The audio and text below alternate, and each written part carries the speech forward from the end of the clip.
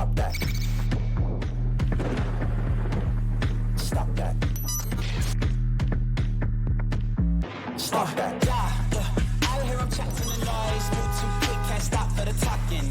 I hear him chat with the walking. Just too sharp with the prize. White girls let it tell me I'm awesome. Yeah, hot like fire on the pan. If you wanna touch my please use caution. Cold like 0 degrees. I'm out the cage, gotta let out the beast. Revolutionary, gotta let out the streets. Locked in a cage, I'ma let out the sheets. We came for one man, forget my peace. We take the west, I'll take on the east. I'ma put them in the cage, never let out the. I hear him chat to the noise. Move too quick, can't stop for the talking. I hear him chat with the boys. Man so tough, but man's keep walking. Yeah, just too sharp with the prize. White girls, let it tell me I'm awesome. Yeah, hot like fire on the pan. If you wanna touch me, please use caution. Stop that. Stop that. Stop that. Stugotz comes waddling in today and by way of greeting before good morning says to me, you want terrible things to happen to the climate. I mean, you put yourself there, not me. You have positioned yourself as the guy who was rooting for a city to fall into the ocean. I mean, I am not rooting for that in any way. I am Dan. If a city would fall into the ocean, it would make your argument stronger. Ipso facto, everybody be listening to you more on climate stuff instead of yawning. And it would make you right, which is, as you know, the most important thing. Yep. I would say the preserving of life is slightly more important than me being right. How slightly we talking? Put it on the poll at Le Batard Show. Would Dan value being right over people dying? At Le Batard Show. What if we got both? What if it became an Atlantis situation where a city magically then became underwater, but that people grew gills and they could live in it? I really Billy Gills. don't understand what you guys think I'm being right or wrong about when there were 17 tornadoes yesterday. I'm not making up that number. That's the number. And the weather center here that's always giving severe weather warnings gave more of them yesterday than they ever have, and we're the unscathed part of Florida. Basically nothing happened. I drove down here, and there wasn't rain. There was a lot of branches in the streets and stuff, but South Florida or the places I was in, I don't know if you guys were affected in any way. There was some wind and some things knocked over on my balcony, but it was very mild compared to the roof blowing off of Tropicana Field. And I have no idea what's coming in the coming days of whatever it is that Sarasota is going to look like once we have something more than drone footage. We got away easy. South Florida did, no question about it. The drive in today was a breeze. I'm saying, Dan, the easiest drive I've ever had. But we were lucky, and we do have no idea because when you're watching that hurricane coverage where they can't take you to because the water has mounted up so high, they can't take you really inside the streets that have been flooded. And so we have no idea, to your point, actually, what happened and how bad it was for the rest of the state. I'm assuming, though, that it was pretty bad. I have a pretty good idea. I've got some of the footage I've seen. When I went to bed last night, more than 2.3 million people had lost power. So at the very least, some people are going to be inconvenienced. And I assume there will be death. And I don't want to undersell warnings about death, as I feel like I'm, living in the middle of unprecedented climate times, because you guys tell me if you have seen that many tornadoes in South Florida. I'm sitting here worried about hurricanes. I'm worried about wind and flooding, and here are tornadoes all of a sudden that I just hadn't accounted for that are just sort of coming in before the hurricanes do. Have you guys seen that before? I've seen not that number of occasional tornadoes, right. Not that many, not yes. 17 of them. Yeah, I always know that tornadoes are associated with hurricanes. This was, I think they were saying they hadn't really documented this many associated with a named storm hitting Florida. I think the thing, too, is actually seeing the tornado, right? We hear about tornadoes there was a tornado in West Hollywood, and you're like, oh, okay, whatever. But when you see the visual of it down I-75 and it's an actual tornado, if it's from Twister, that's where I feel like I haven't seen those before here. I associate that, and I know there are tornado warnings and severe weather warnings all the time in South Florida, but I associate that with a different part of the country. This is not. I also don't associate generally with hurricanes forming this way, this quickly, and doing what this one did in the Gulf of Mexico, where it flies from Mexico over to the west coast of Florida. Like, that's not something. West to east, generally not the move. That I'm used to seeing as well. But I'm curious about this part of it for many people who don't want to hear me talk about climate anymore and want to hear me talk even less about politics. So I'm in the middle of this yesterday, and I'm watching on television as Joe Biden is really struggling to just read. Like, really struggling. Cannot make me feel soothed at all that I've got the leadership that I need during a time of crisis, as he's yelling about Marjorie Taylor Greene saying that they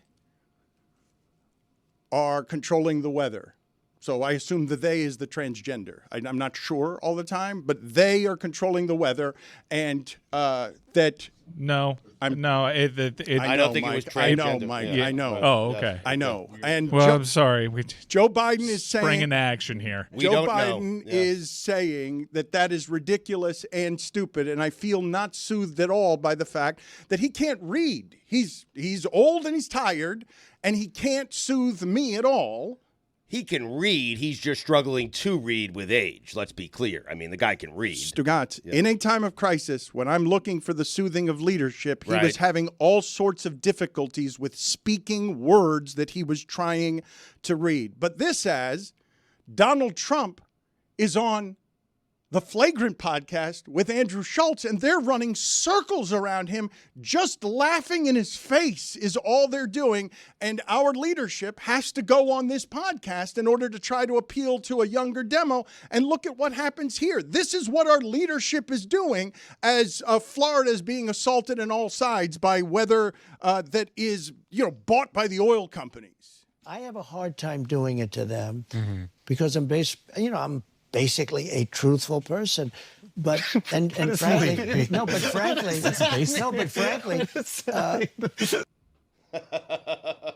a qualifier of basically, right? You have a lot of caveats there. You have a lot of room for explanation, a lot of room for exploratory measures.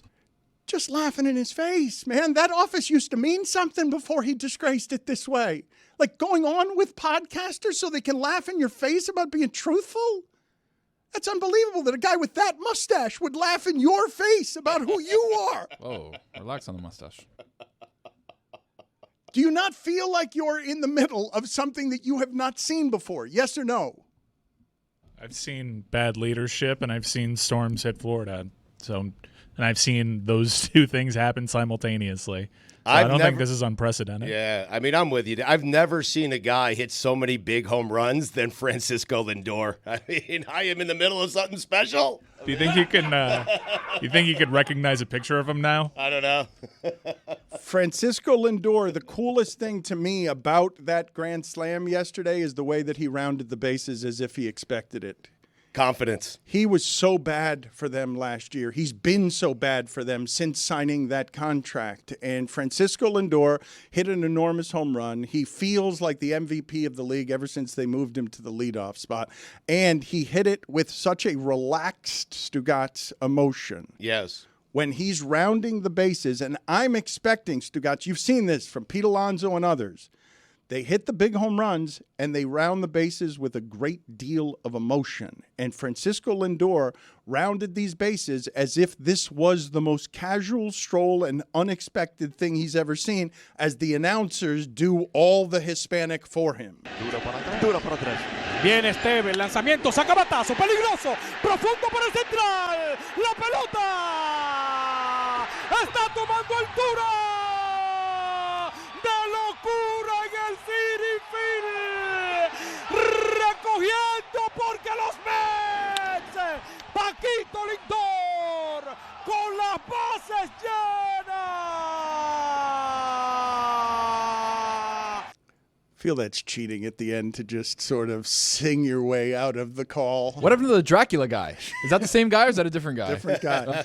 Lindor's been okay since he became a Met. First year he was actually he was actually pretty good. But he did round the bases like he expected that from himself with max confidence. It was great to see. And somehow the Mets are this lovable, scrappy underdog with the highest payroll in baseball. Stugotz, Lindor, since he's been there, since signing that contract, has been a far lesser player than the one that he was in Cleveland until the last 3 months. Well, what he's done the last 3 months is legendary. What he's done the last 3 weeks is legendary. He was top 10 in MVP voting last year, though. Dan, he was. He won a Silver Slugger.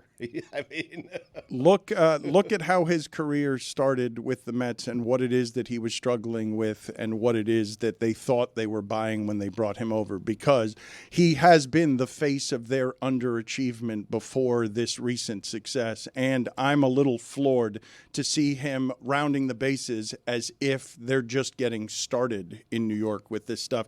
How do you guys feel about seeing Giancarlo Stanton behind only Babe Ruth in terms of number of home runs he hits per at-bats in the postseason? He's 1 home run every 9 at-bats in the postseason. Only Babe Ruth is better in the history of the postseason. It just shows how stupid baseball stats are and how you can manipulate the numbers to tell you anything is the greatest thing you've ever seen. Like last week or the week before, we were saying Pete Alonso hit one of the greatest home runs in the history of baseball. Mm-hmm. And then we were outside at the table today before the show just talking about the Mets, and they were saying Francisco Lindor's home run was better than Pete Alonso's home run. So, like, in a week and a half, the Mets are single-handedly sweeping out all of the historic home runs in baseball history in the eyes of people watching the postseason right now, which is just an incredible. I would urge everyone who's missing the postseason, tune in, because what we're watching right now, in the eyes of the people who sit in the table outside, are the greatest things that have ever happened in the history of the game. Guys, starting to watch a little postseason baseball, now getting into it. Okay, now's the time. Saw the most baseball I've seen all season. Saw the first 3 innings of Dodgers, Padres, Dano. Shohei Ohtani. Whoa. Dan, before last night, 14 of 17 with runners in scoring positions. 15 of 17 hit a nice little. Well, it wouldn't be 14 of 17 and then 15 of 17. 15 it would have to be is hard to 15 do, of yeah. 18. You know, that kind of thing. There's a walk in there. Sometimes that doesn't count. Tony, get this. Yeah, bats. Yeah. Shohei pitches also. No, I know that. He had a little Tommy John, which is why he couldn't pitch. TJ. A little Tommy John. Little Tommy John. Not a big Tommy John. Little Tommy John. Little talk that he made. Just a little Tommy John. May make an appearance this postseason. Keep an eye. When going through all of baseball history, not to just quote the Fuentes brothers as Ethan was involved in this as too. the people who can tell you that the Lindor home run in the 6th inning is bigger than the Alonso one that ended up being unlike any homer in the history of the sport, and we're saying it was one of the biggest home runs in Mets history, not one of the biggest home runs ever. Those are two very not what different that table things. was saying. Yeah, I know. Dan, you do it in New York, it automatically becomes one of the biggest home runs in baseball history. That's how it works. Yeah, I mean, Joe Carter, that guy, he did it in Canada. So Yeah, but it they weren't doesn't count, losing. yeah. They You're weren't the only down one at who the time, remembers that. if you remember correctly. Okay, Stugotz, go ahead and give me all the biggest home runs in New York history. Can you give them all to me, please? All the ones Lindor has hit in the last 2 weeks and Peter Alonso's. Go ahead, give me all the others. I'm waiting for them. I mean, you want Yankees and Mets, or you just want Mets? Regular season count, because Cliff Floyd had one in there. You're saying Right. that the only home runs that matter are home runs that are hit in New York. Yes. I want you to give me all Aaron these Boone. home runs that you're speaking of. I know. I'm filibustering for you so you have time to think of them. The Mick in the 55 playoffs yeah. against, I think it wasn't the Red Sox. I can't remember who he hit it against, but it doesn't matter. He hit it in New York. Yeah. I don't think 55 you have playoffs. You don't Look it have up. the year right. Look it up. I mean, you you guys asked, look I gave you an answer. Look this up I for mean, me. But the problem is Sounds right. Didn't Joe DiMaggio hit one that landed on a subway or something and never landed technically, so it went 8,000 feet? Of course, Reggie, Mr. October, had 3 homers in a World Series game. yeah. I mean, Chris Chambliss. Chris Chambliss, great first baseman. Marked down as a great dismissal. Roy offering up Joe Carter and Stugotz saying, "You're the only one that remembers that." Not a single American remembers that. The Piazza home run post 9/11. That's a huge one. By the way, quick update on the Mick. 1955 playoffs, he was hurt, which is why the Brooklyn Dodgers were able to win. That's why. The Mick wasn't playing. Check 56, Tone. Check okay. 56. Yeah. Get my years mixed up. Yeah. The Mick is what he just wanted to say. He didn't know the year, the home run, the series, the opponent, the city. He didn't know anything. He didn't get anything right except the Mick. That's all he had in the holster. People are mad. Another one of these subjects, Stugotz, that agitates me because I perpetually am bothered by the way in modern times the expertise or the resume of truly historic people is sort of dismissed by people who arrive Johnny-come-lately and will tell you that they are really mad right now at the way that Bob Costas calls baseball games. The internet is furious. Bob Costas made a couple of mistakes last night. One of them was having a single that he called that wasn't a single because it was caught by the shortstop. And I suffer a little bit when Al Michaels is one of the great broadcasters of all time. He's also in his 80s. And his lack of enthusiasm on calls is something that people are noticing on Amazon as he's getting paid a lot of money.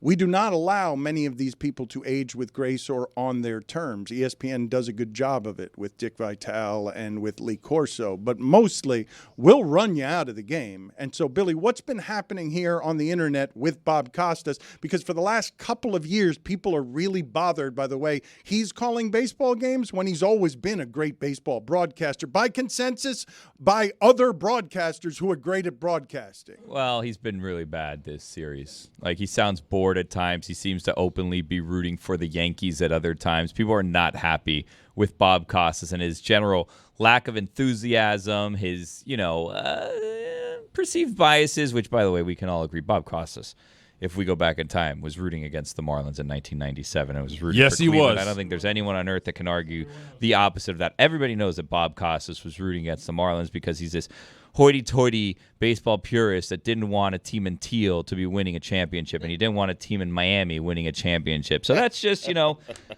I'd love to feel bad for old Bobby, but I don't, because of the way that he brutally treated my Marlins in 1997. He has what's coming to him. I thought when he got double pink eye that's what, his punishment was going to be for being so biased and so brutal and so nasty to the Marlins, but no.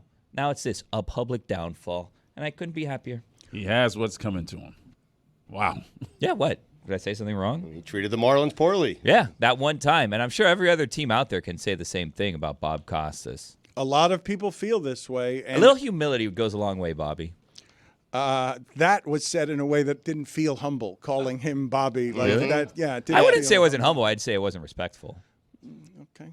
I mean, they feel similar. They feel calling Bob Costas Bobby. I'm sure he was called Bobby in grade school. If anything, I'm reaching out to him as a friend, I would say. Mm-hmm. So 65 years ago, you're referring to him as when he was 7 years old instead of 72. Yeah, you don't think... Actually, you know what? If we're going to be honest, Bob Costas, when he was a child, made people call him Robert, right? Yeah. Like, for sure. Like, Robert Q. Costas or whatever his middle name is. 100%. He never wanted to be Bobby. I'm surprised he even allows people to call him Bob.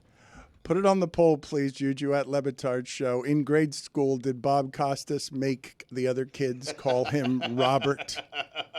Because this is part of what it is that's happening about people enjoying the downfall. People enjoying the criticism of this person. I'm always confused. I don't think you've heard. Correct me if I'm wrong. Is this? Have you guys heard me do a lot of criticizing of broadcasting and broadcasters? Like over the years, have you heard me get insane with anger at the way someone is calling a game? Because broadcasters are somehow some of the most polarizing, hated figures in sports. Joe Buck, I don't even get it. I have no understanding of how it is people feel about Joe Buck. The problem with you is you watch all these games on mute, so you're not listening to the broadcasters. So therefore, why would you rip a broadcaster? Yeah. I mean, baby. Yeah.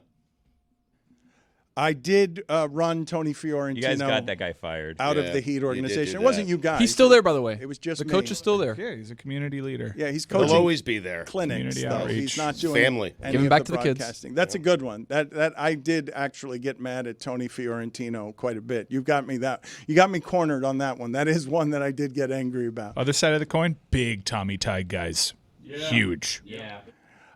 I've been trying to reach Rhys Davis all week to talk about the shift that he pulled last Saturday, Cal and the University of Miami, where he worked from, I'm guessing, before 4 a.m. I think that he was probably up earlier than 4 a.m. You're right. They had a 2:30 a.m. call time local. Damn.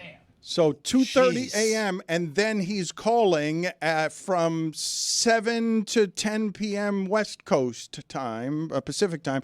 He's then calling the University of Miami game because was it Dave Fleming? Yeah, he found out sick? like essentially 2 days before the actual game. He didn't really get to take meetings with Mario Cristobal. He had to do a crash course to prepare. And if you watch College Game Day, his voice was already starting to go during College Game Day. Sure. He sounded like he was under the weather. And then by the time the game rolled around, I heard, because I was at the game, I couldn't hear the broadcast, that his voice was kind of wearing it. Oh, my God. So Mike doesn't know what I'm about to play for him in a number of different ways, because I did call one of the things that we're about to find for you the single worst touchdown call I've ever heard in all my time listening to sports, even as I find it understandable. Just to be clear, you reached out to Rhys Davis because you wanted to talk about your thoughts of him having the worst touchdown call in the history of the sport. I wanted to talk, Mike. I wanted to talk about this call here, Mike. I'm going to tell the audio audience when the score is in this touchdown. Mike hasn't seen this. Mike, you're going to be amazed by this touchdown call that starts the comeback for the University of Miami when they're down 35-10.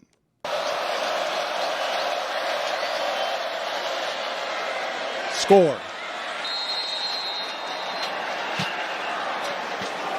He whistles.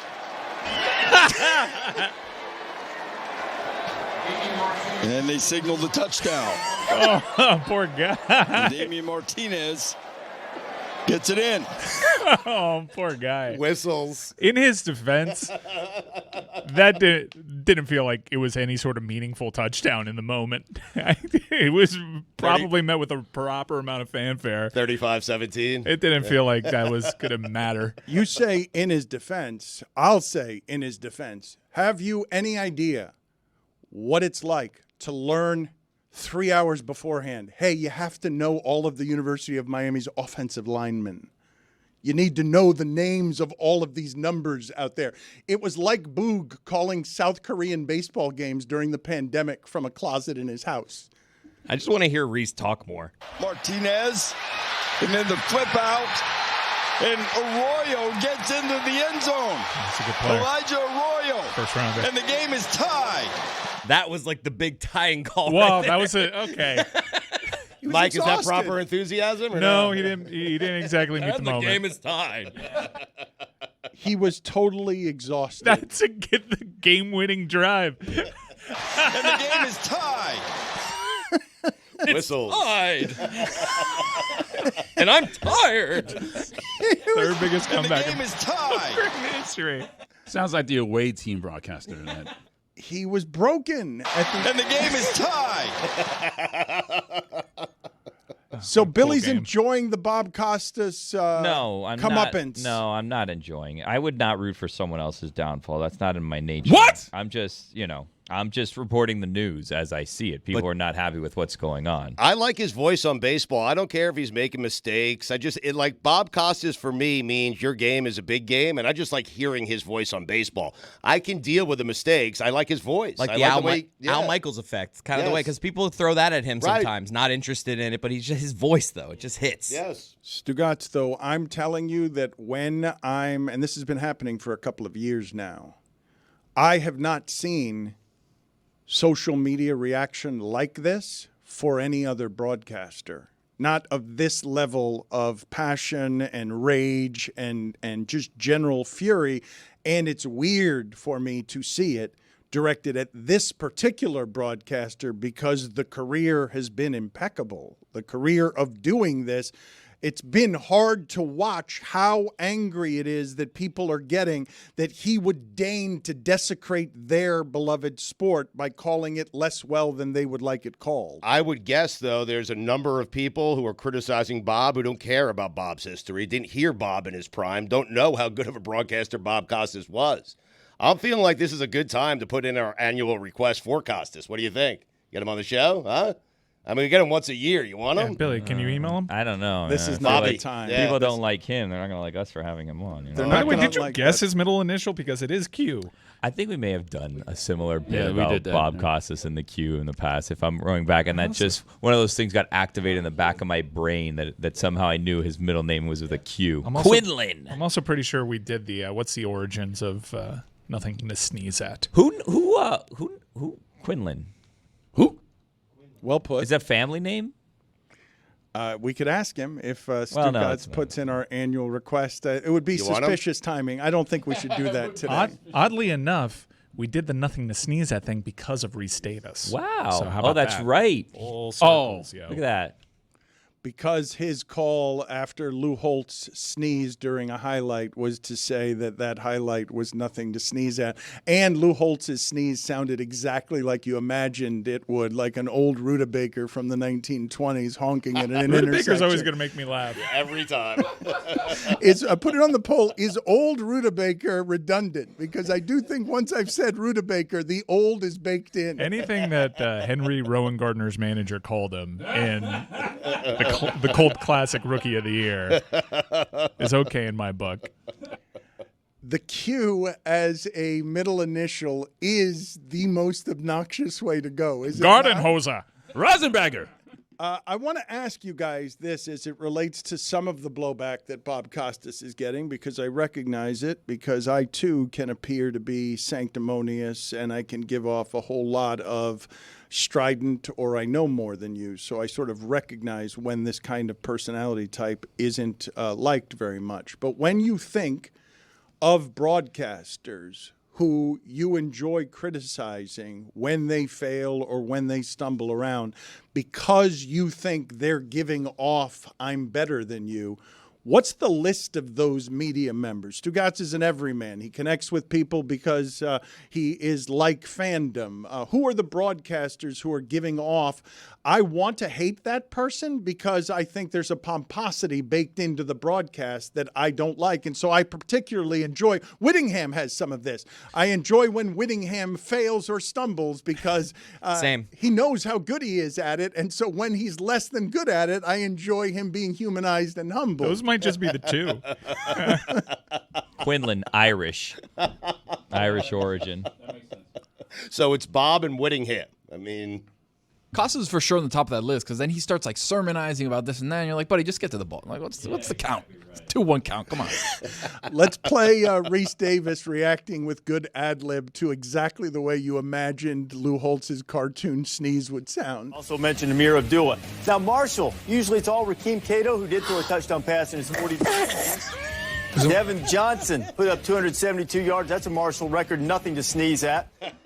Craziest part about that clip is recognizing that Amir Abdullah is still in the NFL. Crazy, yeah. That is Reese's finest moment. I mean, I want to play lose. I want to play the whole thing again because my favorite part of that, okay? I think most of us would say the best part of that is clearly the sneeze. But my favorite part of that is that I hear it coming 2 seconds early, and so do you. You hear, The inhale. You hear him winding up and trying to keep it down, and the old man can't keep it down. So you hear the escalation. It's a little extra loud because he's unsuccessfully putting it down. Also mentioned Amir Abdullah. Now, Marshall, usually it's all Rakeem Cato who did throw a touchdown pass in his 40.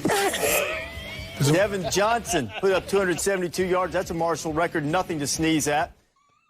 Threw a touchdown pass in his 40. massive buildup. I mean, we've all been there. Where it's like we've all been there. Actually, yeah. Reese's line isn't that impressive when you consider he had 4 seconds to prepare for it. Rakeem Cato, who did throw a touchdown pass in his 40. Devin Johnson put up 272 yards. That's a Marshall record, nothing to sneeze at. We can agree, right? We can agree that all of that was made worse by Lou Holtz trying to prevent it, correct? That the sneeze wouldn't have been the disaster it was if he had just let it go from the start instead of trying to put it back in the cage. One more time. Rakeem Cato, who did throw a touchdown pass in his 40. Devin Johnson put up 272 yards. That's a Marshall record, nothing to sneeze at. Pressure really built up there. And then we reached terminal velocity. His ears definitely popped. No doubt, but I think Dan is right. It's him trying to stifle it, which is what caused him to sneeze. If he just let it go, it would have been a benign sneeze, if there was a sneeze at all. I mean, I got to say, it's a bit of an upset here that in our crew of people, and I think I could say this mathematically, empirically, in the history of our show, Jessica has sneezed more than everyone else on our show's history combined. And she's a violent sneezer. Like, it's not, it is not a soft sneeze. It is something that comes from a different land and arrives here louder each time and echoes throughout the studio. Thank you. I won't do what you tell me. Thank you. I won't do what you tell me. Thank you. I won't do what you tell me. Thank you. I won't do what you tell me. Thank you. I won't do what you tell me. Thank you. I won't do what you tell me. Thank you. I won't do what you tell me. Thank you. I won't do what you tell me. Thank you. I won't do what you tell me. Thank you. I won't do what you tell me. Thank you. I won't do what you tell me. It's a good song. I won't do what you tell me. Thank you. I won't do what you tell me. You guys mentioned something being pressurized and terminal velocity. You will be relieved to learn that I did find a single thing funny yesterday as tornadoes swirled all over the place and as fear gripped Florida. Here is Stugotz, former University South Carolina quarterback Stephen Garcia waving the cock flag for everyone to see. Thank you guys for blurring out his butt. I really thought it was important. I thought the comedic effect of having his butt was better than a blurred out butt. We have partners, Dan. There were children here yesterday. Come on, let's be grown up. Also, Ethan's ability to know that was Stephen Garcia by looking at his ass was interesting. Well, you guys thought that was just a South Carolina fan, and I said I'm pretty sure that that's Stephen Garcia. And then Ethan and the Fuentes brothers stopped talking about historic Mets home runs long enough to say, no, that is Stephen Garcia. That's clearly the former South Carolina quarterback. I can recognize him from his ass crack. How'd you know? I mean, well, it was his Twitter account that he put it on, so that's what I recognize. Sure, yeah. And, cheater. I spent a lot of time memorizing the ass print of Stephen Garcia since he was playing. He did play for 12 years. Yeah, that's right. That's a proud Hispanic ass. I know all of the Hispanic quarterbacks. I know when there's a Martinez running around for Nebraska and a Fernando running around for California. There aren't that many of us. You're not one of them. I'm not one of what? You said there aren't many of us. Like, you're one of the Hispanic quarterbacks. I'm just Hispanic. I meant us as in Hispanics. I was just making sure you realized you weren't a quarterback ever. I hadn't realized that. Thank you, Stugotz. I appreciate you always being helpful in that regard. You got it. Can you guys get for me some baseball coverage that I believe the audience will enjoy here? This is Colin Cowherd's show. I want you guys to listen to this here, and I want you guys to tell me if there's anything about this analysis that stands out to you. It's always good when the big major media players decide to give a little shine to the sports outside of basketball and football. Let's listen to Colin Cowherd and Jason McIntyre here breaking down some baseball. Let me tell you something. Come on. The Mets. I know. And the Padres. They're juicy and fun. That is a juicy World Series. But we've been waiting on Dodgers Yankees for. You know who we're not mentioning? The Royals. They'll probably win the whole thing. Stop it. Put it on the poll. Is Mets Padres a juicy World Series? That would be exciting, Dan. They're playing well. Gas bag of the week. Congrats, Colin. Wow. What's wrong with the take? I don't get it. Who doesn't want to both Chiefs Super Bowl? It's a great realignment right there. It's never happened before. That's what I'm saying. Never happened before. It is unlikely to happen, I don't think. I wonder today if people are criticizing the Phillies instead of celebrating the Mets. I do think it's unusual that not that long ago, Stugotz, they were up 3-2, looking like they were going to go to the World Series. Philadelphia was a baseball town that felt like it was filled with uncommon electricity. And then since then, They have lost in 5 of their 6 playoff games that they've lost. They've scored all of 8 runs, even though Bryce Harper is one of the best postseason players ever. Philadelphia has fallen apart in a way that has made their fans very angry. We have some video and some audio of fans in Philadelphia getting angry, but I really do want to spend more time celebrating the Mets than enjoying the defeat of Philadelphia. But they are going a little nuts in Philadelphia. Play that, please. So there's a couple low points in my life.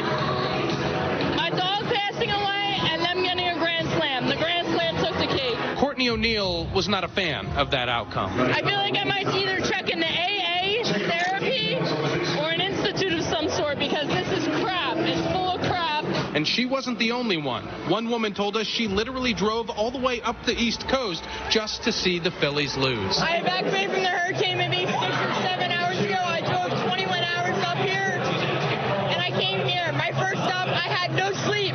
No sleep. I'm here from the hurricane, and my Phillies are losing. I don't know what else to say. And 2 guys we met had to walk home in nothing but overalls with Phillies logos. We're fed up. We're fed up.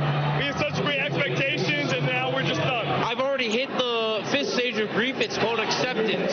Acceptance that this team will not win for the next 5 years probably. But Courtney hasn't reached that acceptance phase just yet. And I want everyone gone. I want the bartenders gone. I want Xfinity gone. I want my best friend gone. I want them all gone. This is bullcrap. Tony, what are you laughing I about? want the bartenders gone. I want Xfinity gone. My dad was giving me crap for rooting for the Mets, and it's just like, he's like, what about the Tigers? And it's kind of like Stugotz's thing with the March Madness. Like, the Tigers are a nice story, but I don't want the Tigers in the World Series. Right. Like, the Mets are the perfect example right now because Yes. they have the stars and they have that, like, good vibes going right now. So the Mets are the team to root for here. You want Get out of here with the Tigers. You want big brands in the biggest games, of course. You want Mets Yankees. You want Mets Dodgers. If you can get it in the NLCS, that's what you want. I mean, I think people would want Dodgers in the World Series over the Mets. No, I'm with you. Otani's a fun story too, but it's really just like my dad was making the case, and I know it could be Tigers versus the Mets, but it's just like I'm done with the Tigers. Nice story. You made your hot run. Enough with you. You must have hated last year's World Series then. Yeah. Rangers in Arizona? Well, thanks for telling me because I forgot. yikes. Just finding out. I'm rooting for Padres Mets. Is that when Joe Carter hit that home run? I had both of those jokes lined up, but we had 10 seconds left in the segment.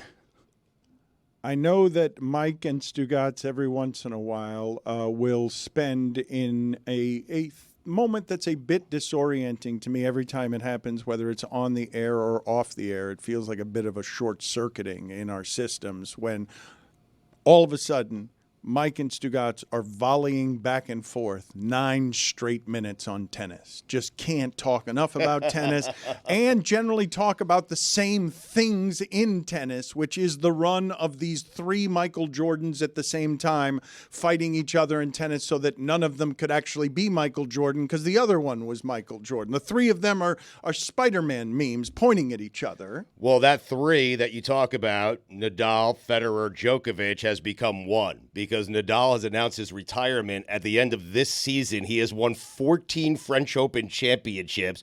Roland Garros will not be the same, I am telling you right now.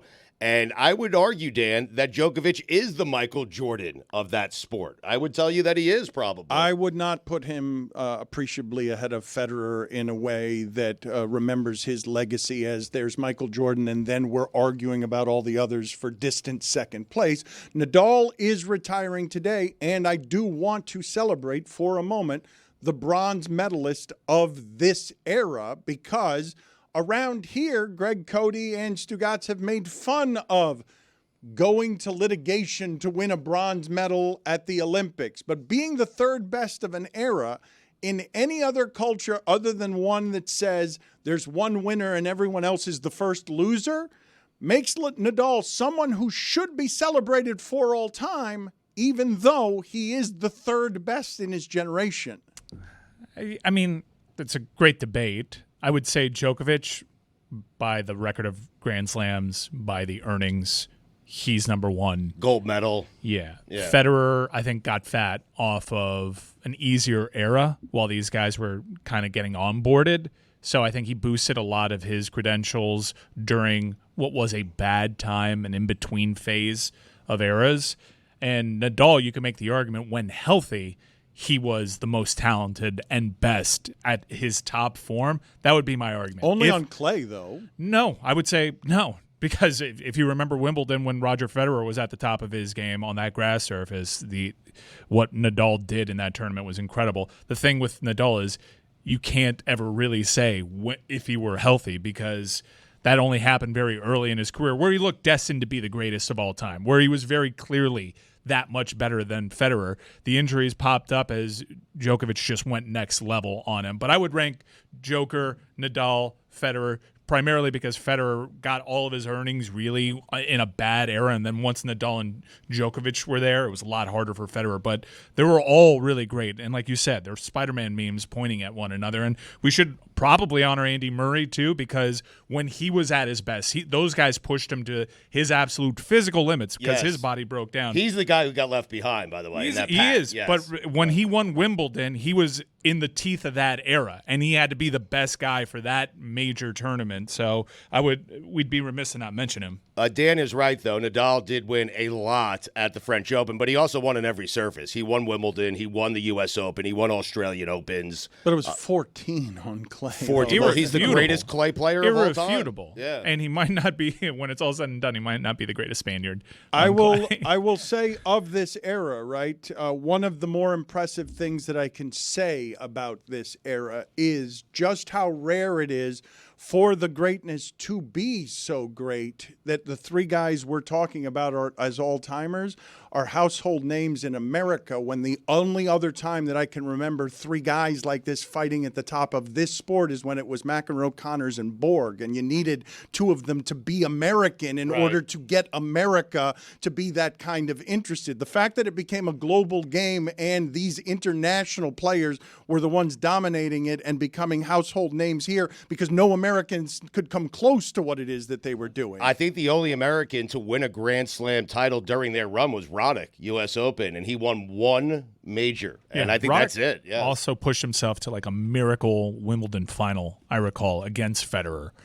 when everyone thought Roddick was done. And Roddick was kind of at his peak in the era that Federer really got the most wins. But look, Rafa Nadal exists in a very unique space in that he is both Michael Jordan and also kind of Grant Hill, in that, man, this guy was incredible. I can't imagine how much better he'd be if his body didn't start failing him. But his body started failing him in part because of his aggressive style. In just watching those three, there's no question who's the hardest on their body in terms of playing style. And also the surface that he excelled at, the injuries that he sustained are primarily from the surface he excelled at. So it was a bit of a catch-22. When we're talking about greatness, though, Stugotz, the mind bleep of legacy stuff when you're talking about people who are this great is Nadal was absolutely made better by the fact that these were the two human beings he was always chasing in that incredibly lonely sport.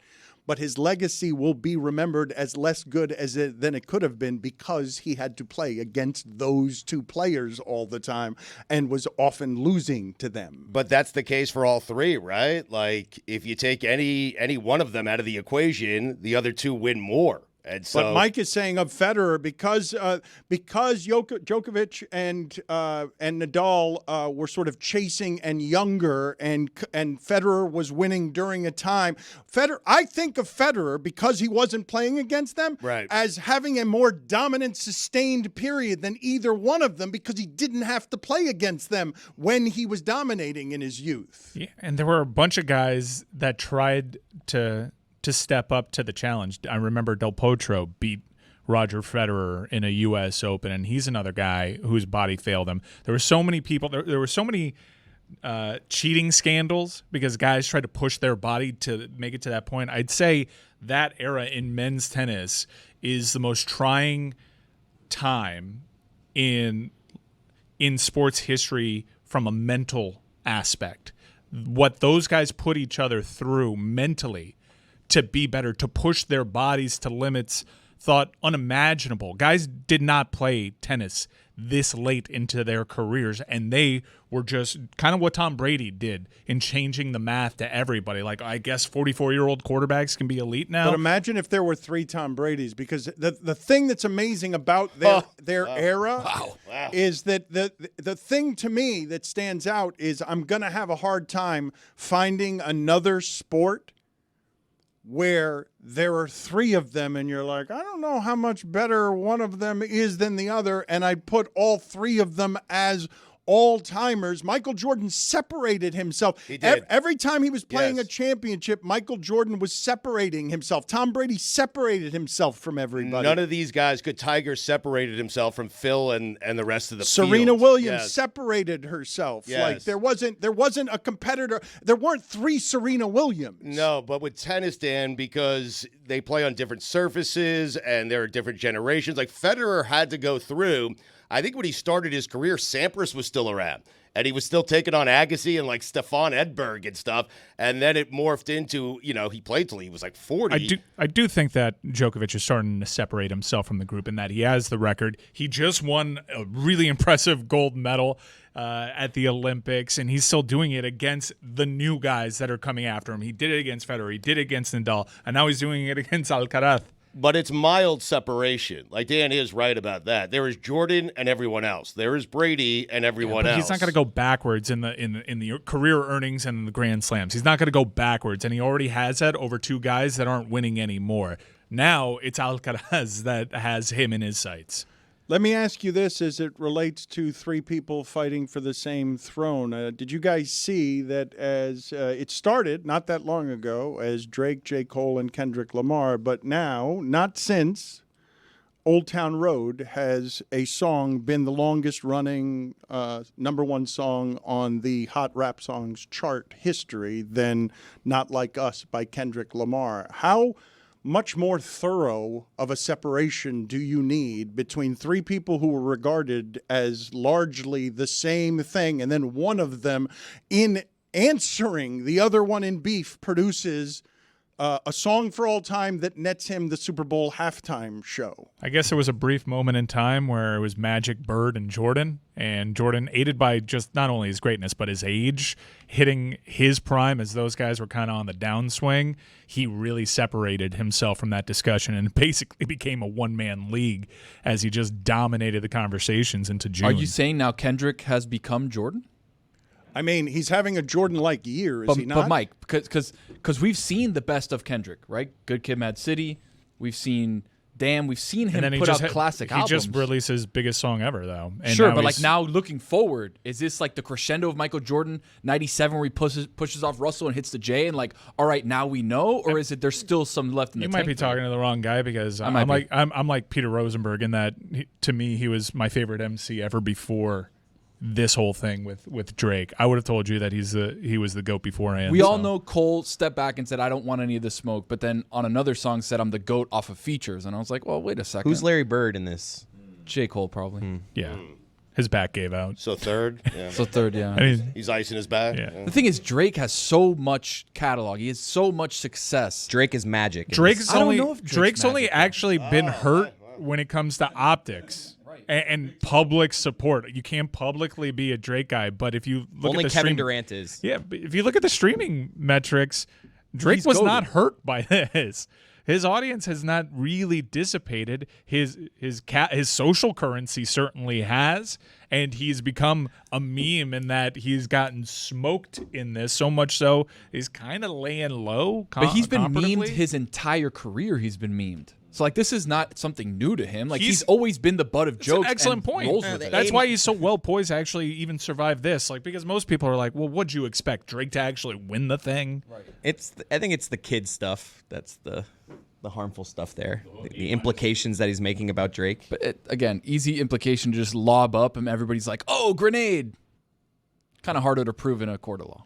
Yes. I don't think that this is how we're beefing, though. We're not beefing in the court of law. He's presently not in custody, so there's that. Today and the last couple of days have been a bit disjointed because of the weather calamity that is headed this way and has ravaged now St. Petersburg and Sarasota. And I don't know what information you guys are getting on how bad it is, because it went from Category 5 to Category 3 as it slowed down and arrived at the West Coast. And the worst of it was able to be avoided because you did not have the 15 feet of sea surge, of storm surge in Tampa, which would have consumed Tampa and would have gotten the nation's attention more than I think this, Stugotz. I don't know how much the nation is paying attention to what happened in Asheville, North Carolina, even as bodies were found in trees. Right. And I don't know if I don't make it a city that you have heard of necessarily. If I don't make it Tampa and I make it Sarasota and I'm just showing you catastrophe, I don't know how the nation at large receives the following information.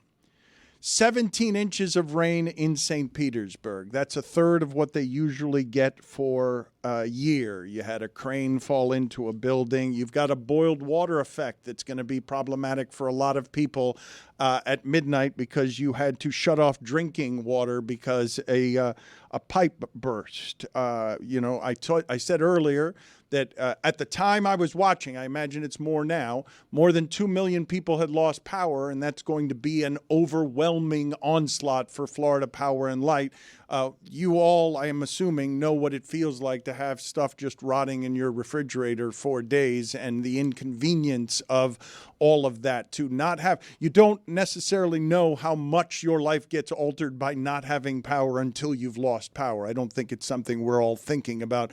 But in some places humid and swampy as Florida, a lot of things are going to go bad that make your life feel like it's going a little bad by not being able to have drinking water or power for a while. You're asking, does the rest of the country care if it's a city they haven't heard of? I think they care, but Dan, it's impossible to care unless you've been through one of these, and we have all I don't think it's impossible to well, care. Let me rephrase that, because you're right. It's not impossible to care unless you've been through it. But if you have been through one of these, you know what these people are going through right now in Tampa. And so I think it's, I know 4 people have been reported dead. And I think it's going to be a lot worse and a lot more than we anticipate, unfortunately, because there are places, again, during the coverage they can't take you. You can't see it. So we don't know the true damage yet.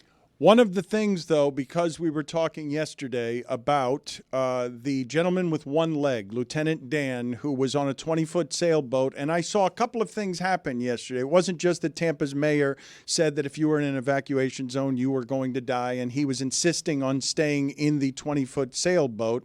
And some authorities in Tampa were talking about simply taking his freedom, coming in and removing him and not allowing what it is that he was doing by deciding to stay on a sailboat that he said was his only property and he wasn't going to go back to being homeless with one leg.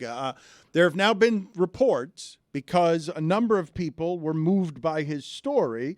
Aiden Ross, the influencer, offered him a $50,000 to $100,000 boat to give him some help, because a lot of people were moved by his story. But now I'm reading that he's got a number of aliases. He started a GoFundMe a few weeks ago, that he attacked a worker of some sort with a violin, which I don't even understand. They get much worse than that. Yeah, it's kind of his the tip rap of the sheet, iceberg of his rap sheet is real bad. He's not a good guy, apparently. I think real bad, and then it's probably around that area. It's bad and it's substantive. But he's a digital creator who's now getting a great deal of help. He's not a digital creator. He was just found by the internet. I don't even know if he has a phone.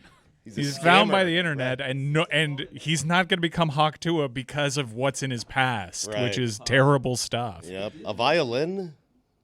A digital creator? That guy is running analog. Let's check in with him here. We've got an update. I don't know what the other bad stuff is. I thought that 4 aliases and a violin beating was the worst that it got. No, it's underage stuff. Yeah, assaults. There was one, alleged kidnappings. Apparently tried to light somebody on fire. It's all really bad stuff. In. It seems like a bad person to give fame and money. Yeah, we should probably not further platform it. Yeah, let's play that video. And Lieutenant Dan here. How'd it go? How'd the night go? It was a little rough till about 11:30. I repositioned the boat, and I was heading into the wind, and I slept like a baby from 12:30 to 5 o'clock this morning. I woke up twice to pee. That was it. But other than that, I mean, it's been a great night. I just smoked half a joint. I'm high. I'm watching all the people run around like crazy because of all the water. The water went up. It was up to here last night. It was over the pole. There's the boat, still standing. I mean, I believe me, I got battered against the tire. But other than a couple of scuff marks on the side, my boat's in better shape now than it was before because it got washed. So, I mean, everything's a plus. It's a win-win all the way around. What'd you learn from this experience? Not a damn thing. I want to ask you guys how much damage is actually done as the country and the world can argue about anything and politicize anything. How much damage is done when one side is talking about how our political influence is being corrupted by oil and oil's money, has harmed the climate, and then on the other side you have climate deniers who are saying that Tampa's mayor is a fearmonger when she says if you stay in an evacuation zone you're going to die. And this guy not only doesn't receive any harm from staying in a sailboat as the waters rise in the most dangerous areas of Tampa, but gets rewarded in every way by what his fame brings to him as some of this happens and people yell at each other back and forth about climate change and deny that climate change is a real thing. I don't even think his time in the spotlight actually got him rewards because he's been doxxed and everyone now knows about his past, and I'm sure people that committed, unless they decide that he's paid his debts to society, are probably going to move away from that one. But his boat is clean. He also admits that I would have been in real bad shape if I didn't have Good Samaritans help me. And it was, you ever watch Shark Week and they focus on like a death-defying marine biologist that's doing all sorts of dangerous things, and you ever think to yourself like, wait, how are they getting this footage? There's someone that's more brave that is documenting the brave person that does not have the same kind of protections that even the person that they're focusing on. That's what was happening last night with everybody just on foot, occasionally checking in with Lieutenant Dan. Hey, are you okay? Yeah. He's at least like sheltered somewhat in his boat. There are so many people. Like I saw at least 7 different content creators go over to him and check in on him through the night. There was also a dog that someone just sort of left tied up to something, and you never know the places that someone is going to connect or something is going to connect with humanity, because a lot of people took an enormous interest all of a sudden in just a dog that had been abandoned and tied up in an area that had been evacuated. But my question to you guys is, I know that people don't want me talking about this. I know that it is something unpleasant, but when all of this happens and Stugotz comes in here today and says to me, you're rooting for something bad to happen, when I am not rooting for anything bad to happen, I'm just scared at all the bad that is happening all over the globe with things like this. And when you're disconnected from it, Stugotz, because I don't know how many people listening to this are thinking about Asheville, connecting with Asheville, which was the one before this. But if you just think that these are common storms and not the new normal that is going to continue to bring things that are worse and worse than this, and if we don't do anything about it and our leadership fails because it's all bought by the oil money, what are you supposed to do other than feel helpless and hopeless? And am I better off just not mentioning it? Just keep it moving at all times. Stay in the playground. Keep talking about Francisco Lindor. Don't have any real-world stuff spill into the sandbox. Just ignore that the country is fighting over the facts of climate change, and you have people just denying that this stuff is happening even as it happens. I don't think you're going to like my answer to this. I mean, I am asking you the question. I don't know what the correct answer is. I know people don't want me to talk about it. It's not that you're fearing something, a city falling into the ocean. I say that, but I say that jokingly, and I love you. Dan does not root for that, but it would take something like that. If you want the entire country to start paying attention to this stuff, it would take something dramatic like that for everyone to start paying attention. Okay, but what I'm saying to you is this stuff is happening all over the globe. It's just happening in places that, for whatever reason, don't resonate the way the guy on the sailboat does and the way the dog does, even as bodies are being found in trees in Asheville. And you're like, that's not in any way normal. There was no warning for that. A city goes from the day before they don't know anything's going to happen to waking up and there are bodies in trees. Like, and I guess it's easier to ignore it. I know you guys don't want to talk about it. Every time I talk about it, I just see the room drift away from me. Like, you guys might as well float off to sea because I know you don't want to talk about it either. Let's have fun with it then. Let's just go in with this weathercaster, Paul Goodlow, and see how he brings sports to weather. You might still be in the eye right now. There's a lot more to go. I think back to, the Atlanta Falcons' first half Super Bowl winner. We know what happened to the second half when the Patriots came back to life. So do not sleep on the second half of Milton, and we're definitely concerned now. That's the way I should do it? Yeah. I get what he means by that. Like, that analogy hits with me. I'm like, yep, this is not over. This dumbed it down. Yep. Propped it up. Spoke to the layman. If you didn't understand that I'm surrounded by storm and death, how about I just give you a halftime score? 28-3. A little less Milton in that update, you know what I mean? Like, mentioned the Patriots, then Drake May's starting. And then I'm like, whoa, okay, where are we going with this, buddy? Drake May is starting. Yeah. I believe they're throwing him in. Yeah. It's a bad team. I watched that as it happened live, and the studio host takes it back. The meteorologist that they have kind of QBing everything is like, he's absolutely right. The second half could be way more entertaining. I'm like, entertaining? What are we doing here? Trying to get you to stick around. Do you think when these weather people are like at a spot where it's not raining on them, like, can you go find some rain or something? I'm looking for a shot here.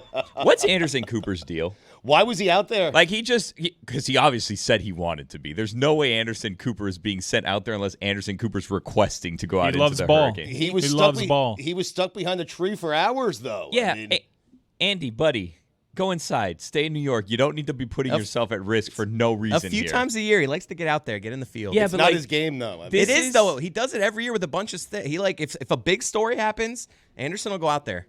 Well, for the first time ever, I had someone texting me Jim Cantore hate yesterday, saying Jim's kind of lost his fastball. Jim wasn't really in the thick of it anymore. Jim wasn't even on ground level. He was like on the second or third story. He was in a parking garage. He was like on the third story of a parking garage. And like, old Jim Cantore would chain himself to a stop sign, and we'd see what was what. Exactly. New Jim Cantore, he put on a baseball helmet that they'd get at like the local Dick's Sporting Goods or whatever. Baseball helmets, and then we'd see like how fast the coconut hits him in the head, and then and then we know how serious this storm is. This Jim, third story of a parking garage, and we're like, oh, I don't know. Were you there when the transformer blew though?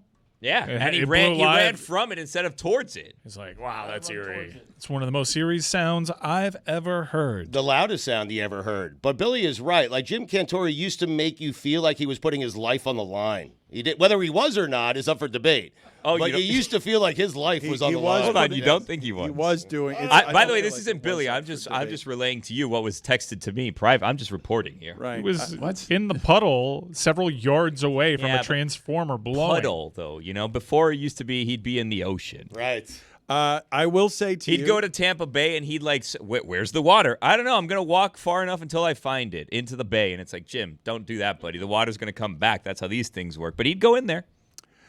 Billy, you tuned in late because he began that particular adventure on the first floor of that parking garage and then moved up because the water was rising to the second and the third floor. Old Jim would find a basement, you know what I mean, in that situation. He kept yelling, it's like a real wash tub out there, which I didn't understand. And at one point he said, as the crow flies, which I didn't understand what that even meant when he used the expression. To Mike's point earlier, no one talks about Cantore's cameraman. Like, he's got someone with him in all these spots, and Cantore gets all the credit. Right, like Scottie Pippen. Yeah. Here is not really like Scottie Pippen. I feel like Scottie Pippen got a lot of credit. Undeserved. He got a lot of touches. Let's just check in with some B-roll here of Anderson Cooper being hit by debris. Unfortunately, we do not have the sound because the sound is what's funniest here.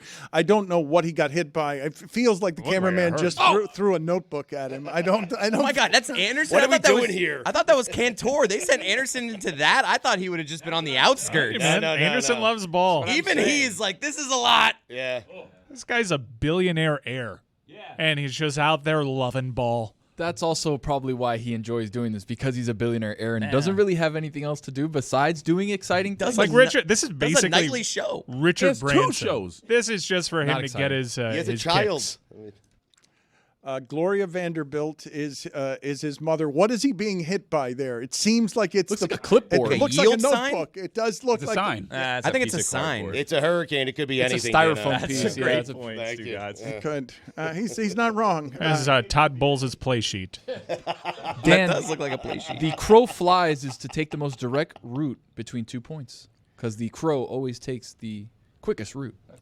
Thank you, Tony. I appreciate you doing that off of the top of your head. I was confused. I didn't think, because Cantore was doing a lot of fists on the hips. It looked like prime Cantore. It did not look like a faded Cantore. I don't know the Prime text that Billy Cantore was gets in the getting. rafters of the trop. So you guys won him in like 6 feet of storm surge. Honestly, Yes. HGH. I'm going to come out and say it.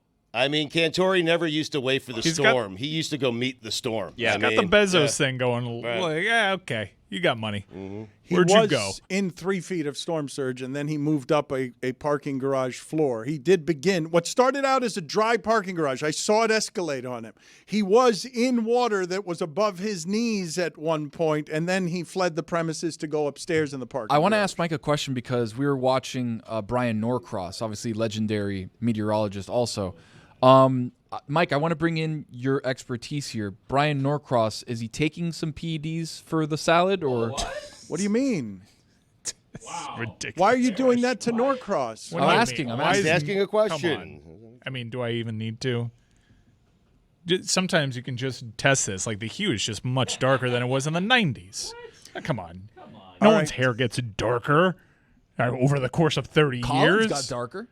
Video, please put up just all of that B-roll that I saw playing in preview of an assortment of Jim Cantore video just being in his prime. This is prime This is when Jim Cantore. Cantore was Yes, Jim Cantore. This is, Yes, this yes. is prime Cantore. Before the trend. Cantore. Climbing a Climbing a tree, tree for climbing a funsies. tree right Yeah.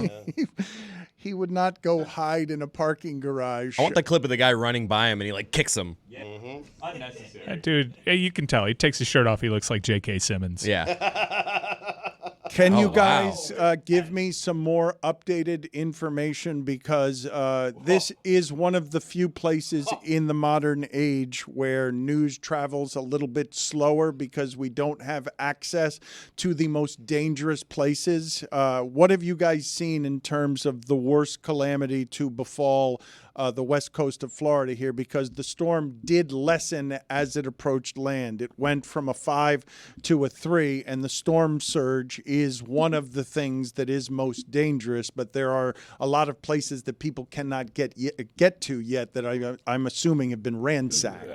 Certainly the most dramatic video is that of what's coming out of St. Pete with the trop and its roof being torn off. And a crane falling in the middle of the city. I was going to say the crane is probably the most actually dangerous situation over there, more dangerous than this, even though the optics, it's a sensational image of watching this cathedral of sport being torn to shreds. That's overstated, calling that particular dump a cathedral of sport. And the roof is a tarp. Do they just get rid of the roof and it's just an open ballpark next year? No, they can quickly patch it. This happened in the Metrodome where it took a couple of weeks because it's made of that material. The material was made to withstand 115-mile-per-hour winds. It's been through storms previously, but we had mentioned yesterday that it was a staging area for some responders. Thankfully, it wasn't a shelter, but there were certainly people there being staged as that all happened, and there's some pretty dramatic video there. I have told you guys the story before. I ended up watching 20 minutes out of nowhere about world's greatest architecture. The Carrier Dome gets more snow on the roof than just about anywhere in the United States per year. And because, this is something I did not know, because of the way domes are pressurized, those roofs are fabric more than they are a material that is actually meant to withstand great winds. It's more like T-shirt fabric at the top of the Carrier Dome that keeps the dome inflated and safe and pressurized the correct way. And so I was surprised to see that footage, but when I tell you that the roof of Tropicana is something that's a fabric instead of something that's hard, you sort of understand how it is that you end up in tatters there. A show about architecture sounds like something I would go to sleep to if I'm struggling to sleep. Dan's night is just getting started. Even if it's world's greatest architectural marvel. Well, you throw world's greatest in front of anything, I'm going to check it out, but One of them was the Carrier Dome. Once you get to the Carrier Dome in terms of world's greatest architecture, it's kind of like this is like a season 7. Just got AC like 7 months ago. It's not the Carrier Dome anymore. I mean, It's a shame. Damn Which shame. is weird because they had like a lifelong contract. I don't know how they were able to get out of that. Billy, do me the favor of looking this up because I think it might have been the first episode of this particular show's first season. I'm not even. Please look it up for me because I want to be either disproven in a way that's funny or have you guys disproven on just how bad a television show I was watching. Because this, I believe, was the first. It was certainly Is the it just first. called World's Greatest Architecture, this show? You will find it. You will be able to find this pretty easily, I think, because I believe it was the first episode of a season. I just don't know if it was the first episode of the first season or not. We will get that information for you guys shortly. In the interim, there is some quote-unquote sports news breaking from the documentary series that Netflix is doing inside the life of LeBron James and Jimmy Butler. There is some sound of LeBron James complaining about playing and only taking 2 shots in 8 minutes and complaining about a minute's restriction. But Jimmy Butler said something that I don't think anyone in Miami knew specifically, which is that his father died during the season last year, and he didn't feel like playing basketball at all. And even though his teammates, he's articulating this, needed him out there, he was saying that the grief of that was such that he felt like he was just letting down teammates by not being able to mentally compose himself in a way that dealt with grief and dealt with the death of his father. Mike has been critical of the Miami Heat media before on sort of being in the pocket of the Miami Heat a little bit. And there are places where I do believe the Miami Heat media does protect people on privacy. And this was one of them where I'm learning months later about something that I think that people knew around the team, but were actually being courteous, which is super rare in the modern media climate, right, and respectful to Jimmy Butler's privacy and his family. We knew he was dealing with a personal issue. We knew that it also related to his father. I don't know that we knew that it affected him this way before watching this documentary. On the show, I knew. So, like, we were protecting him here on the show. My criticisms of Heat media are specifically what you see on the court, but they absolutely did the right thing, as did we when Jimmy was going through all that. Well, how do you feel about that? What's the journalistic protocol for something like that? It's new. It is new to me. Usually, when a player is not available to play, people will get at the roots of whatever and why ever that is. I don't find that the media is generally respectful of people's privacy, even when they ask, please respect my privacy at this personal time. I do think it's a courtesy that was extended that is the right courtesy to extend. But when I was seeing it in documentary form, it was something that was surprising to me to see for the first time because he had been protected on something that we were talking around here, and the level of his grief is understandable. At about the same time, Stugotz, I was dealing with some of the same things, and I don't feel like I should have been at work when doing that. And Jimmy Butler was having tensions within the organization about his availability for his team, for his players. I mentioned a few different times that he was being paid $500,000 to $600,000 a game and wasn't available during that time because the contracts are guaranteed. It's something that he was actually dealing with for a long time. And it's personally why I also stopped with the Jordan dad memes, because I knew personally like what he was dealing with there for such an extended part of his time down here in Miami. I would say that it was a really difficult situation. People knew about it, and they gave him his privacy because it was not for public consumption, and he made it clear that he appreciated the privacy there. And Jimmy hasn't often wanted to talk about his past, inviting questions about his father, invites questions about his childhood, which when we had one opportunity to interview Jimmy Butler when he was with Chicago, when he was doing something with Kellogg's, and we agreed no restrictions, but they got really testy when we started going into his background, which we thought was fair game. He apparently did not want to speak about that at all. I lost Jimmy Butler, and he hasn't been on since because he came on to promote a charity that was dealing with the unhoused, and I simply asked him, "Do you have any experience with that? Like, what is your link to this?" And he just shut it down after that and didn't want to talk at all about anything, and hasn't talked to our show since. Have you caught baseball fever like I have? Oh, yeah. Do you know that October baseball just smacks better than any other form of baseball? Because I sure as heck do.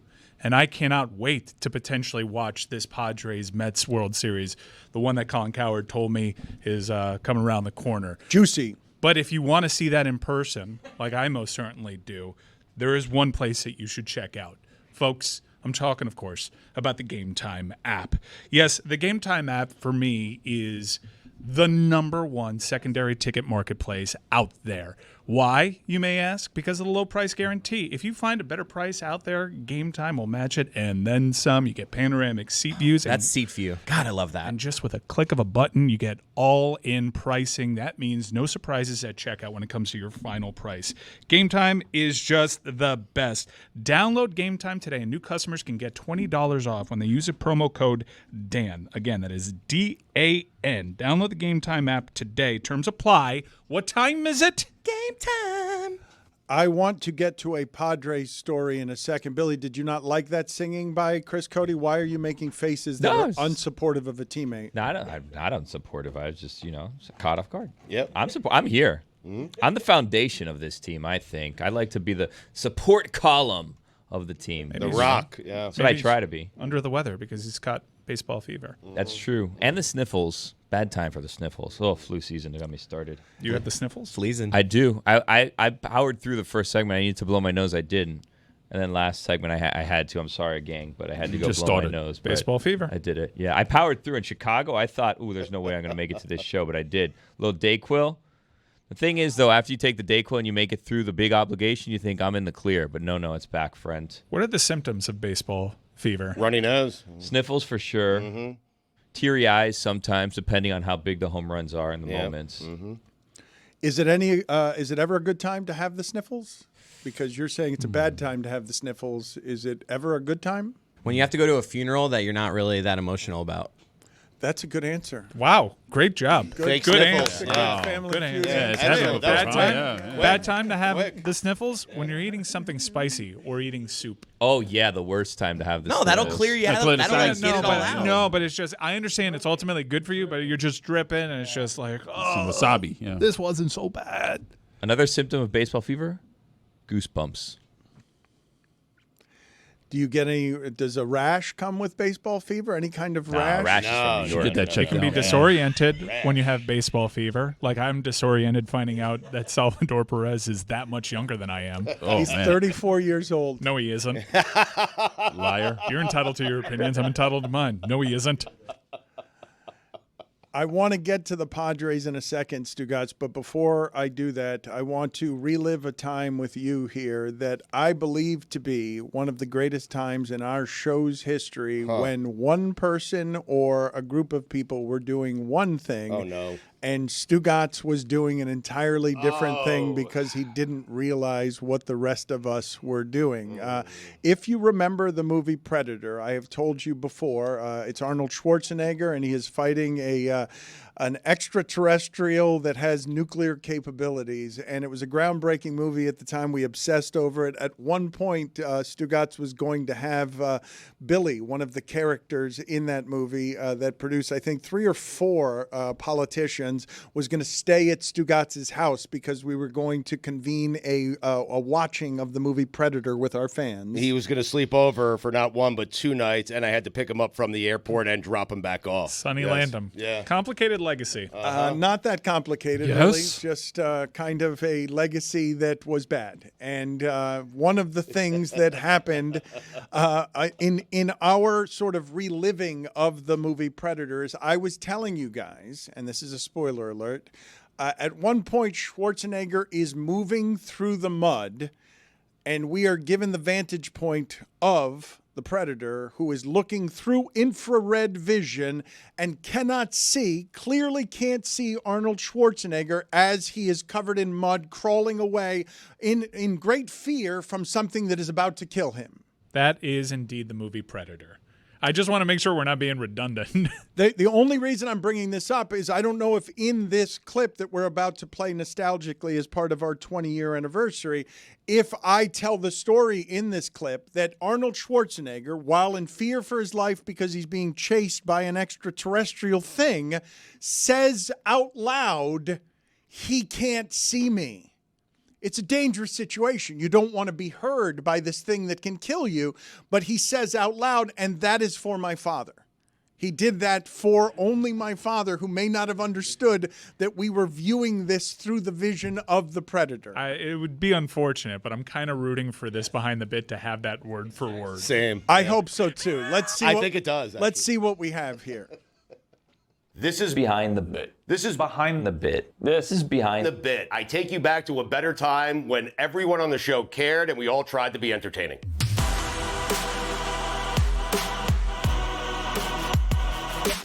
And I'll tell you who else wants to fight. Dwayne wants to fight. All right. Dwayne. Well, then let's fight, man. Dwayne, Let's go. No. Let's fight, man. Kill me. I'm If here. wants it, if Dwayne wants it, Kill me now. we want it. Do it. I'm here. Let's go. Kill me. They ain't scared. Do it. I'm right here. Kill me. Listen, man. Will you shut up, Stugotz? Mike, I'm doing a thing. Stu, I'm doing a thing. We were to play I'm that. Predator. What happened to Stugotz here? Stugotz wasn't following the context of the segment before. We were talking about the hopelessness of the Heat being on the precipice of being eliminated in the NBA playoffs. And I had cited one of the final scenes in the movie Predator, where Arnold Schwarzenegger is daring the Predator to just end it already and just kill him. Come on, kill me. I'm here. Come on, do it now. Kill me. So we had framed that, and Stugotz loves that movie.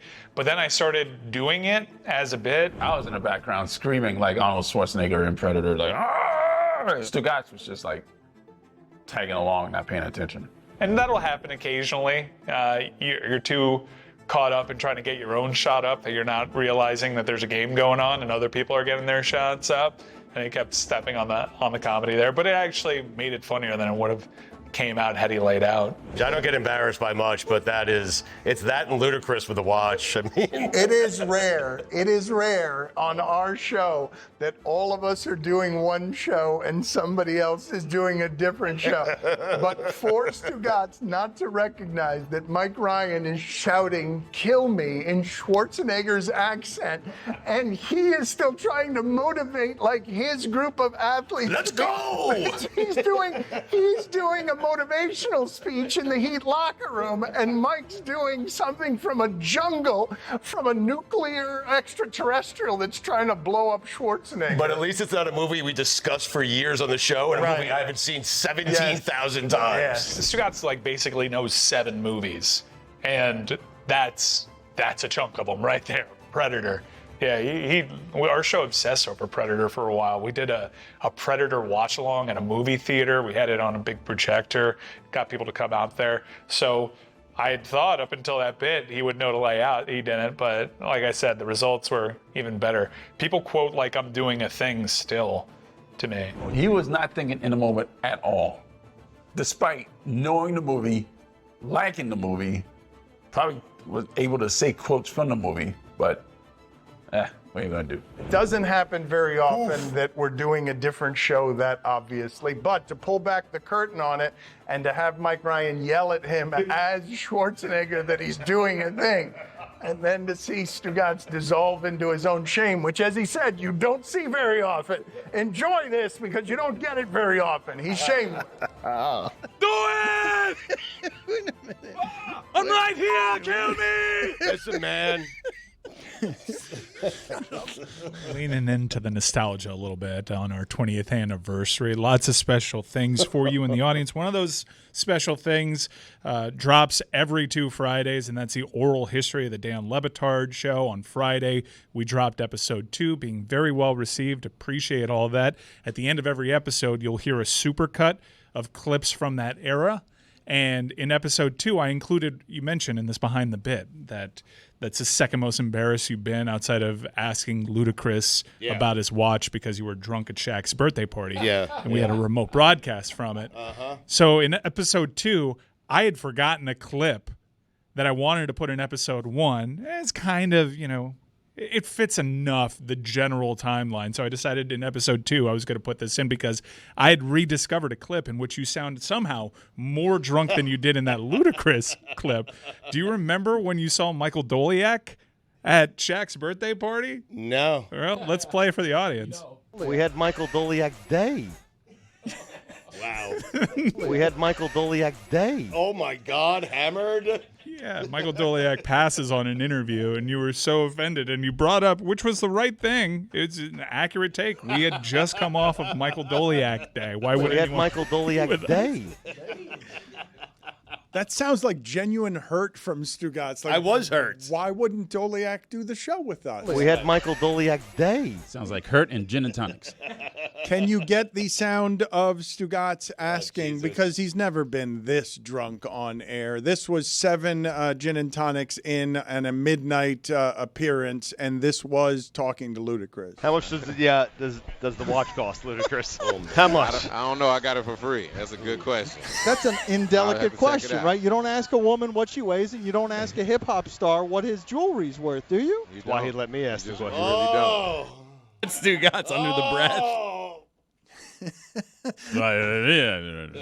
Tony, had you not? hate that. You'd No, heard I this love this. before. I Yes. love this. This is the best. Like that first, because everybody's been there. Everybody's been too drunk where they go to ask a question, they're like, How much does the watch cost, Ludacris? How much? I don't know. I got it for free. That's a good question. That's an I'll have to indelicate check it question, out. right? You don't ask a woman what she Billy, weighs, I and you wanted don't ask to a hip-hop ask you star. what was happening here with that Are you done with that troublemaker clip? Ken Rosenthal in the Padres series. Bow-tied Ken Rosenthal is finding himself in trouble. I don't know if the rest of you have heard of this story, but Ken Rosenthal is being boycotted by the San Diego Padres, who are now tied 2-2 with the Dodgers. Do any of you know what it is that I'm talking about? Yeah, here? he wrote an article that they were upset with him about an article, so they've banned him. So this is what was in the article. He called Machado, he called him punkish for allegedly throwing a baseball at Dave Roberts, even though the footage is grainy. Machado's got a great infield arm, one of the greatest in the history of the sport. It didn't seem like he was trying to throw it very hard, but Rosenthal went after him as punkish. He went after Fernando Tatis and called him a peacock, which I didn't think was very much of an insult. It's pretty much of an accurate appraisal. It's one hell of a broadcast partner, I'll tell you that. And he did this, though, in an article for The Atlantic. So you've got Rosenthal as the sideline reporter who's supposed to be objective, but over here he's having opinions. And I didn't think in 2024 anybody got mad at articles anymore, or that anybody was even reading articles anymore. Or writing them. I'm just happy that articles are still having an impact somewhere. You just need one person to read the article and then take a screenshot of it, and then you put it out, and then that's how you get everyone upset about it. He also went after Profar because Profar did that thing where he reached into the stands, stole a home run, and then was playful with the Dodger crowd. But the Padres are showy. And once again, we're finding ourselves in one of these situations where somebody is protecting old school baseball sensibilities from the young players, and in this case, the young ethnic players who are now boycotting him because they like to play baseball in a way that's a little more fun. I don't understand why Fernando Tatis would get bothered by being called a peacock. He is obviously a peacock. Like, he loves to prance and swagger. He was in right field, pelvic thrusting with the right field crowd. What did you guys think, though, of the Padres uniting to say, no, that guy from a different time in terms of what media is covering us has written something, and we're not going to offer him access to our clubhouse because of what it is that he's written, even though that prevents him from doing his job? I'm okay with the team getting together and saying we don't like how this guy covers us, even though he's part of the team or part of their broadcast team. but he writes an opinion piece in a different magazine away from the team. I don't mind if the players get together and say, hey, we don't want this guy, this old guy covering us, because it's never going to be positive. We're going to continue to celebrate the way we've been celebrating and play baseball the way we've been playing baseball, and we're never going to win with a guy like that. I'm okay with it. I'm told. And by the way, Tatis is batting .500 in this series. I mean, he should be. What's wrong with being a peacock? He should act like a peacock. The Padres are super confusing to me in that I thought they would be this last year with Blake Snell and Soto. Right. Blake Snell was a Cy Young winner. Soto was on their team, but they didn't have Tatis. And Tatis is, outside of Ohtani, the best player in this series. Baseball is so weird, Dan. It's weird from this standpoint. Who cares how a player celebrates? Why does Ken Rosenthal care how a 23-year-old celebrates some of the biggest moments athletically in his life? Who cares? Obviously, a lot of people do. A lot of people in baseball care. A lot of people protecting what they believe to be baseball's sportsmanship and sacred respecting of the opponent. I don't like the boycotting of a media member who is you've got a partnership with. Like, this is a paid partnership. It's not even a partnership like you got to be friendly and pretend to be partners. You're working with a partner here. The thing that makes it tricky about Rosenthal, he's not writing for a magazine. He's writing for a website, and it's outside of the job that he's doing, which he would never do any of that in the broadcast. He would never do any of that as part of their partnership. He's doing it for The Athletic in the written form. He's having a much stronger opinion, and he's losing his access because these specifically, the thing that I noticed about it is, it's the three Latin guys. Like, it's not any of the other, there are other showy Padres, but it's the three Latin guys that he's going after. And other people have noticed this as well. They've noticed that there are often old white sensibilities that pollute the coverage of this game. How about Ken Rosenthal hit a baseball one time like Tatis does and see how he would celebrate? It's a funny visual. I mean, Jesus. With the bow tie, yeah. You have him in the bow tie, raking. Always in the bow tie. You have him. What do you got? You got him going opposite field in the bow tie? Yeah. Aren't the Padres being a little sensitive here? I think that's pretty sensitive. Yes. It's just, it's kind of snowflake behavior from Manny Machado. I don't really understand it. I think the problem with the Profar play, outside of the fact that the Dodgers do trash on the field, is nobody knew it was an out. There's a limit on this. You can hold the ball for like 5 seconds, then you got to show really me. Well, throw the ball into the infield, man. Mookie hit a home run the other day, and he thought that he was robbed again and almost ran off the field before getting to second base because he thought that he was being tricked again, which would have been kind of like an interesting thing where the Padres pitcher was flat out telling him, hey, finish rounding the bases, which if I was him, I wouldn't have. I would have let him just walk right back in the dugout, then step off the mound, toss down to second base, and then there's an out and a run off the board because he was tricked. By the way, guys, I don't know if we're aware of this, but tomorrow night we have the greatest 2 words in sports in the divisional round. Game 5. Yeah. A lot of caveats on the front of that, but There Game really were. 5. There really were. But why is Ken Rosenthal pointing out these guys? He's not pointing out Jesse Winker of the Mets, who acts like a complete moron when he's playing baseball. He celebrates, over-celebrates, if that's what you want to call it. Why is he pointing out those guys? You're not going to get Mets access, Stugotz. I mean, I don't care, but I'm saying, why is he singling out these particular players and not the other players who, I guess, over-celebrate, for lack of better term? I am always confused by the policing of the joy of others, but this is a showy baseball team, and I happen to like baseball teams that play with swagger and aren't afraid of Ohtani and the Dodgers. I was just interested in sort of the media story of this because it is very sensitive of the Padres. I wouldn't like to be called a punk. Punkish behavior, I understand Machado, but Peacock doesn't, Or a moron. They should, I guess there should be a conversation, but banning someone's access, especially Ken Rosenthal's done this for quite a while. I'm sure he's not above having a conversation and clearing the air there. It just seems pretty sensitive. Yeah, but the media's changed, man. The athletes got together, and they're like, we don't like this guy. He's writing bad stuff about us, and he's not saying it to our faces. He writes it somewhere where hopefully we don't see it, and they're like, we don't want him here. I guess media's changed as a byproduct of all those things, but it's not really the media changing. It's a player empowerment changing. It's also how people view the media that's changing. Media, this pretty common practice. Someone does something on the field, and someone has an opinion about it and puts out an opinion piece. That's sports, baby. Oh, but one of the things that has changed, and it changed with the pandemic, is, and you guys have read about this, I'm guessing, the NFLPA is now saying we kind of don't want reporters in the locker room at all. This is our private space, and it's a cramped space often, and there are a lot of giant people in a cramped space. And once you allow the media in when a team has lost and is hissing and is naked, they don't want people around anymore. And I would ask you guys the question, given that we have more access to these human beings than we've ever had, given social media. We see more of their lives than we've ever had access to. When the NFLPA says the way that the media has covered us is outdated, it hurts me to say this as somebody who wants the access, but they're right. Like, it is an invasive thing for us to be able to go in right after their emotional workday and stand by their locker when they're naked, as opposed to having them come out in press conference form after they've gotten the emotion of it out and can just do something that is more rigid. But who gets hurt there, right? Because obviously the media gets hurt in its ability to do the job, but doesn't the customer also get hurt by limited access? And should we, because of what happened during the pandemic, where they all realized, oh, it's nice to not have all these people up in these private spaces anymore? Who's right here?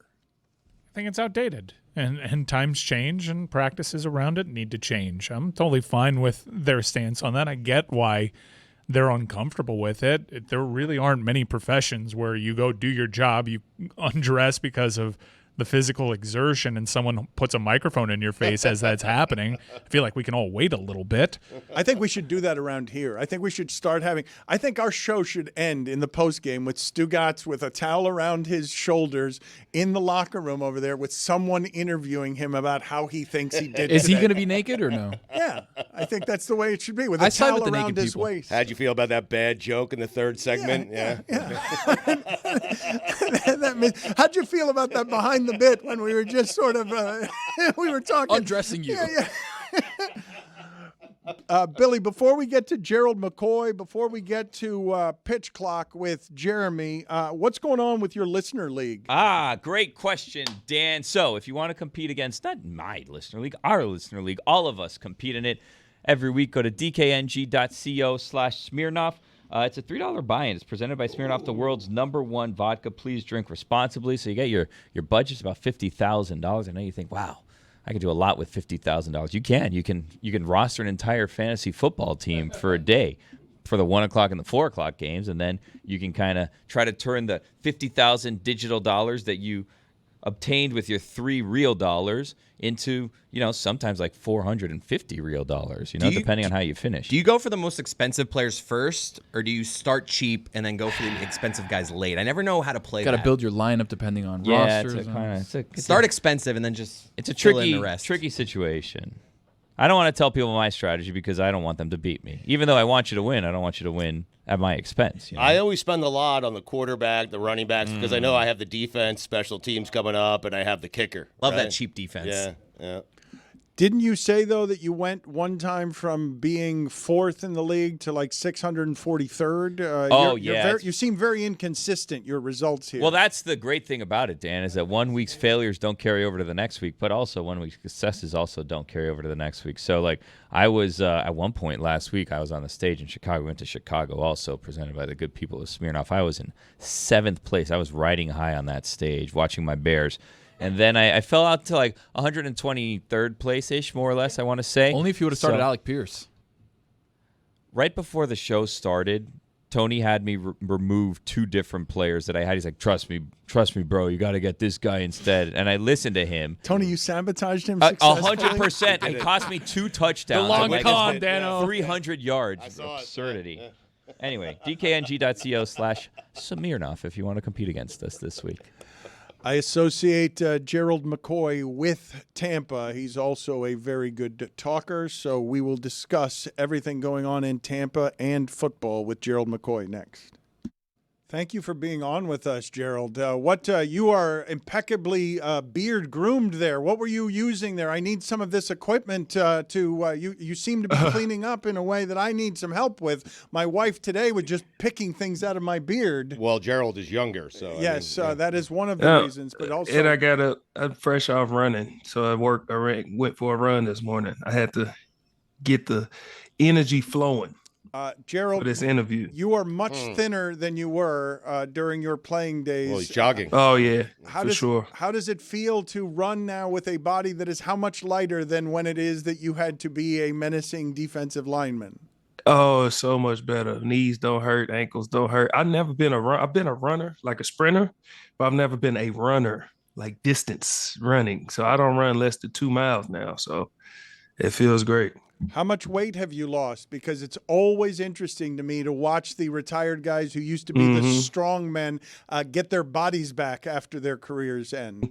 I fluctuate in between 30 and 40 pounds that I've lost. The most I got to was 39 pounds. You put like the 26.2 on the back of your car, like tell everybody like, oh, I got this 5K coming up. Oh, I just competed the 10K. You walk around. No, I'm not that guy. Yeah, don't get there. I know how this starts. I'll never be that guy. Yeah, no, but that's what you say now, but make us a promise right now. You're never going to change. You're never going to be that guy that starts telling all your friends and family, start signing them up for the turkey trot at Thanksgiving. Like, that's not what you want to be. That's not what you want to be. No, exactly. No, I promise you I'll never be that guy. Yeah, thank you. Right. I'm going to write that down. All right, it's been written down. The promise is now in the record book of Billy. Thank you for badgering poor Gerald McCoy about turkey trots. It's important, though. It is. Billy's right. It is important. It's for his own good. I mean, it sounds like I'm being annoying, but I'm telling you, people are going to hate if you become that guy, Gerald.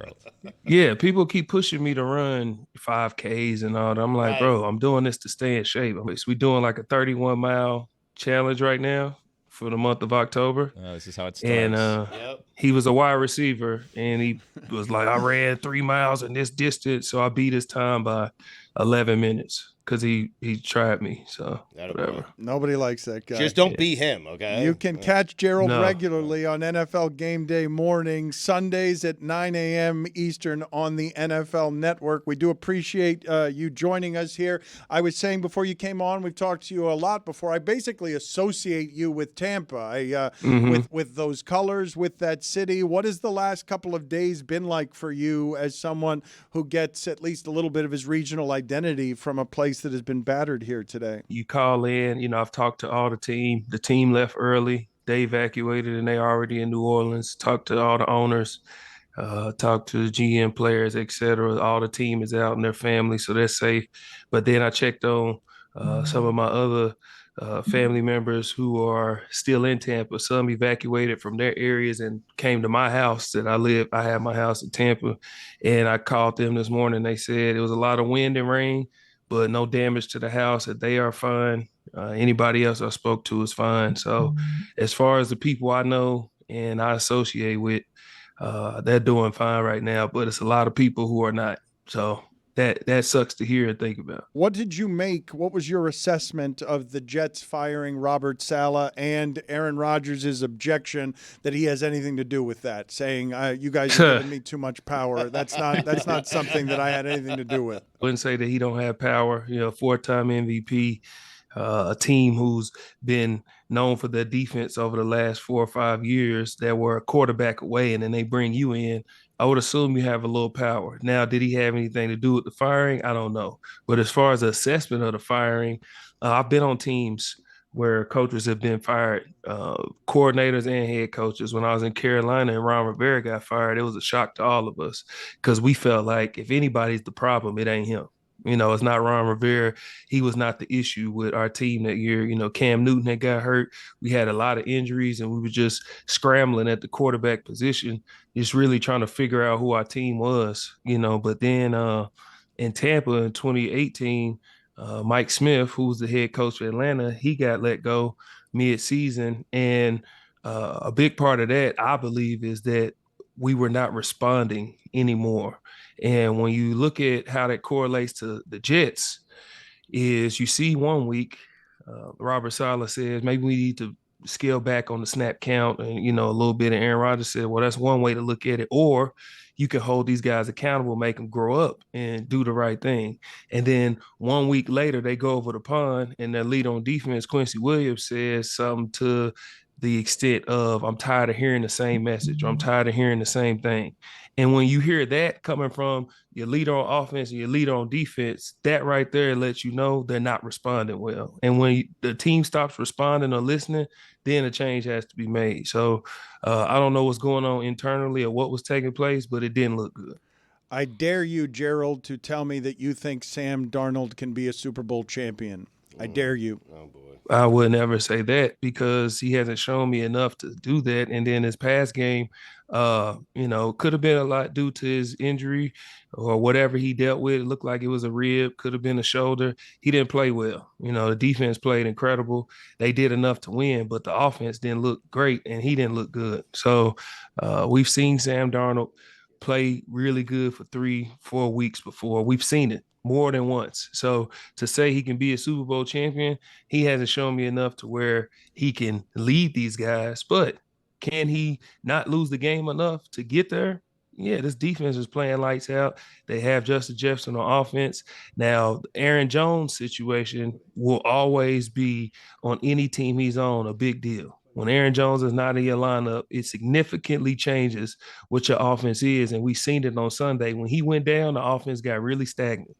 And when the weight got put on Sam Darnold's arm, we seen what that offense is. So I wouldn't say that he can be a Super Bowl champion, not just yet. I love that as new analysis for the new media It was age. great, yeah. Can Sam Darnold lead the league, and can he not lose the game enough?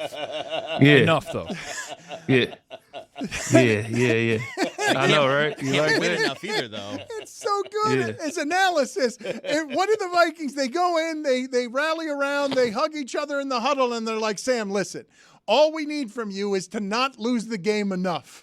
Can you not lose the game enough? That's all you need. Don't lose the game. Right, like Dilfer. Enough, though. Yes, enough, though. That's right. Don't lose the game enough. Right. Can you tell me whether or not you miss something about football not at all, and whether you miss something about football a great deal? What are the things that you just can do without and can't do without? Certain periods of training camp. There are certain periods in training camp, like the meetings, and sitting in meetings was never an issue for me because that's where I can break down what I'm doing right, what I'm doing wrong, where I can actually learn and prepare more for the game, learn coverages, learn what other people's positions are supposed to be, kind of help talk to the young guys and really get ready for a season. Certain periods in training camp, like 9-on-7 and all the grueling periods when your body's beat up and your body's hurting, those are the parts I don't miss. But the parts I miss dearly is just game day, traveling with the team, the locker room banter. But game day for sure. I'm the ultimate competitor. Like my boy just said, my boy texted me on Saturday morning about running 3 miles, 3.4 miles or something like that in 46 minutes. Here we go with no, his listen, turkey trots again. No, it's I'm just saying, like, I'm the ultimate competitor. And when you play at the highest level, like we're the most fierce competitors in the world. So the competition, my boy, he messaged me talking about he ran 3.4 miles in 46 minutes. I had to be on air live at 4 a.m., and I still landed in LA and went straight to the gym just to prove him wrong, that he couldn't outdo me because I'm the ultimate competitor. And that's what I miss about game day, man. You playing and competing at the highest level. And that's what I love doing the most. You know who else is the ultimate competitor? Alex Bejeda. Is he the face of the UFC right now, Gerald? Yeah, he is. He has to be. I mean, he's growing his fan base. He's starting to speak a lot more English. And I think this last fight, he showed that versus Khalil Roundtree, he showed that he's not just one punch. He can pick you apart. He's cerebral, but then he's funny. He does some funny videos. He connects with the fans. And right now, he is the face of the UFC for sure. I should tell people that Gerald is wearing a UFC jumpsuit. That's where that question came from. Yeah. That's why I just got through running in. We have less than a minute left. You're a He's former. also the #1 contender for the UFC heavyweight championship. You are a former Oklahoma Sooner. Tell us your most honest feelings as you have Oklahoma, Texas this week about how you feel about Texas. Yeah, this is true. A lot of people think I'm a homer by saying this, but I truly wholeheartedly believe this. Texas hasn't been tested yet. We seen Michigan. As much as I love Sharon Moore, I played with him at OU. Michigan is not who we thought they were. The team they were last year, the dynamic school that they've been, that's not who they are this year. So when has Texas been tested? They've been beating up on chumps at home, and we haven't seen them really get – we don't know what they can do in adversity. We know what we can do.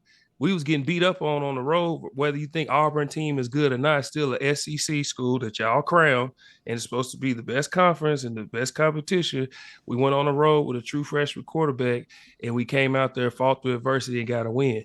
Texas hasn't had their chin tested. We're going to test that chin on Saturday. You heard him. You why. can Definitely catch. doesn't sound like a homer. You can catch Gerald regularly on NFL Game Day morning, Sunday, 9 a.m. Eastern on the NFL Network. Thank you, sir. Appreciate the time. Wait, As one always. last thing. Yes, one sir. last thing. Yes, sir. McCoy and Van Noy on Yahoo Sports. McCoy and Van Noy on Yahoo Sports. And then also follow me on all these platforms. That's I will two be more posting things. different things. I will be posting different things where you can help relief for Tampa and the hurricane. So follow me, subscribe to McCoy and Van Noy on Yahoo Sports. I love you guys. I appreciate y'all having me. Likewise, Thank you. turkey trot information available to Upcoming, you yeah. wherever it is Don't you sign find us your up, man. McCoy. Pitch clock is next. Yeah. This episode of the Dan Le Batard Show with Stugotz is presented by Smirnoff. We do game days. Please drink responsibly. The Smirnoff Company, New York, New York. Our thanks to Smirnoff for sponsoring God Bless Football invading Chicago.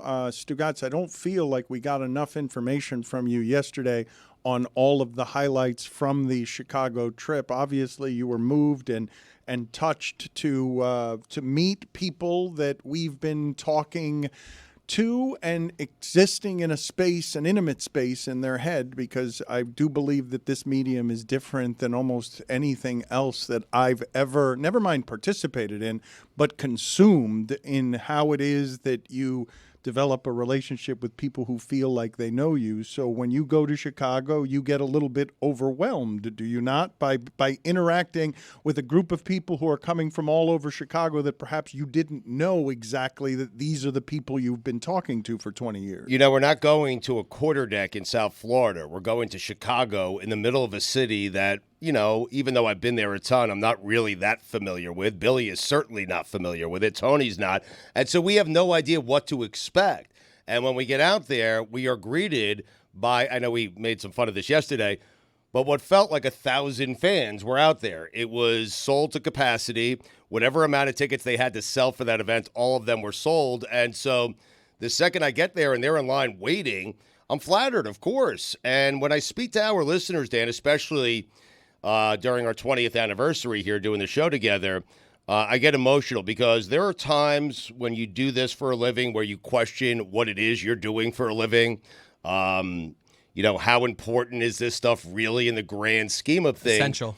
But when you talk to people and they line up to thank you, and I think Dan would say the same, they line up to thank you to tell you that we got them through their worst time in their lives.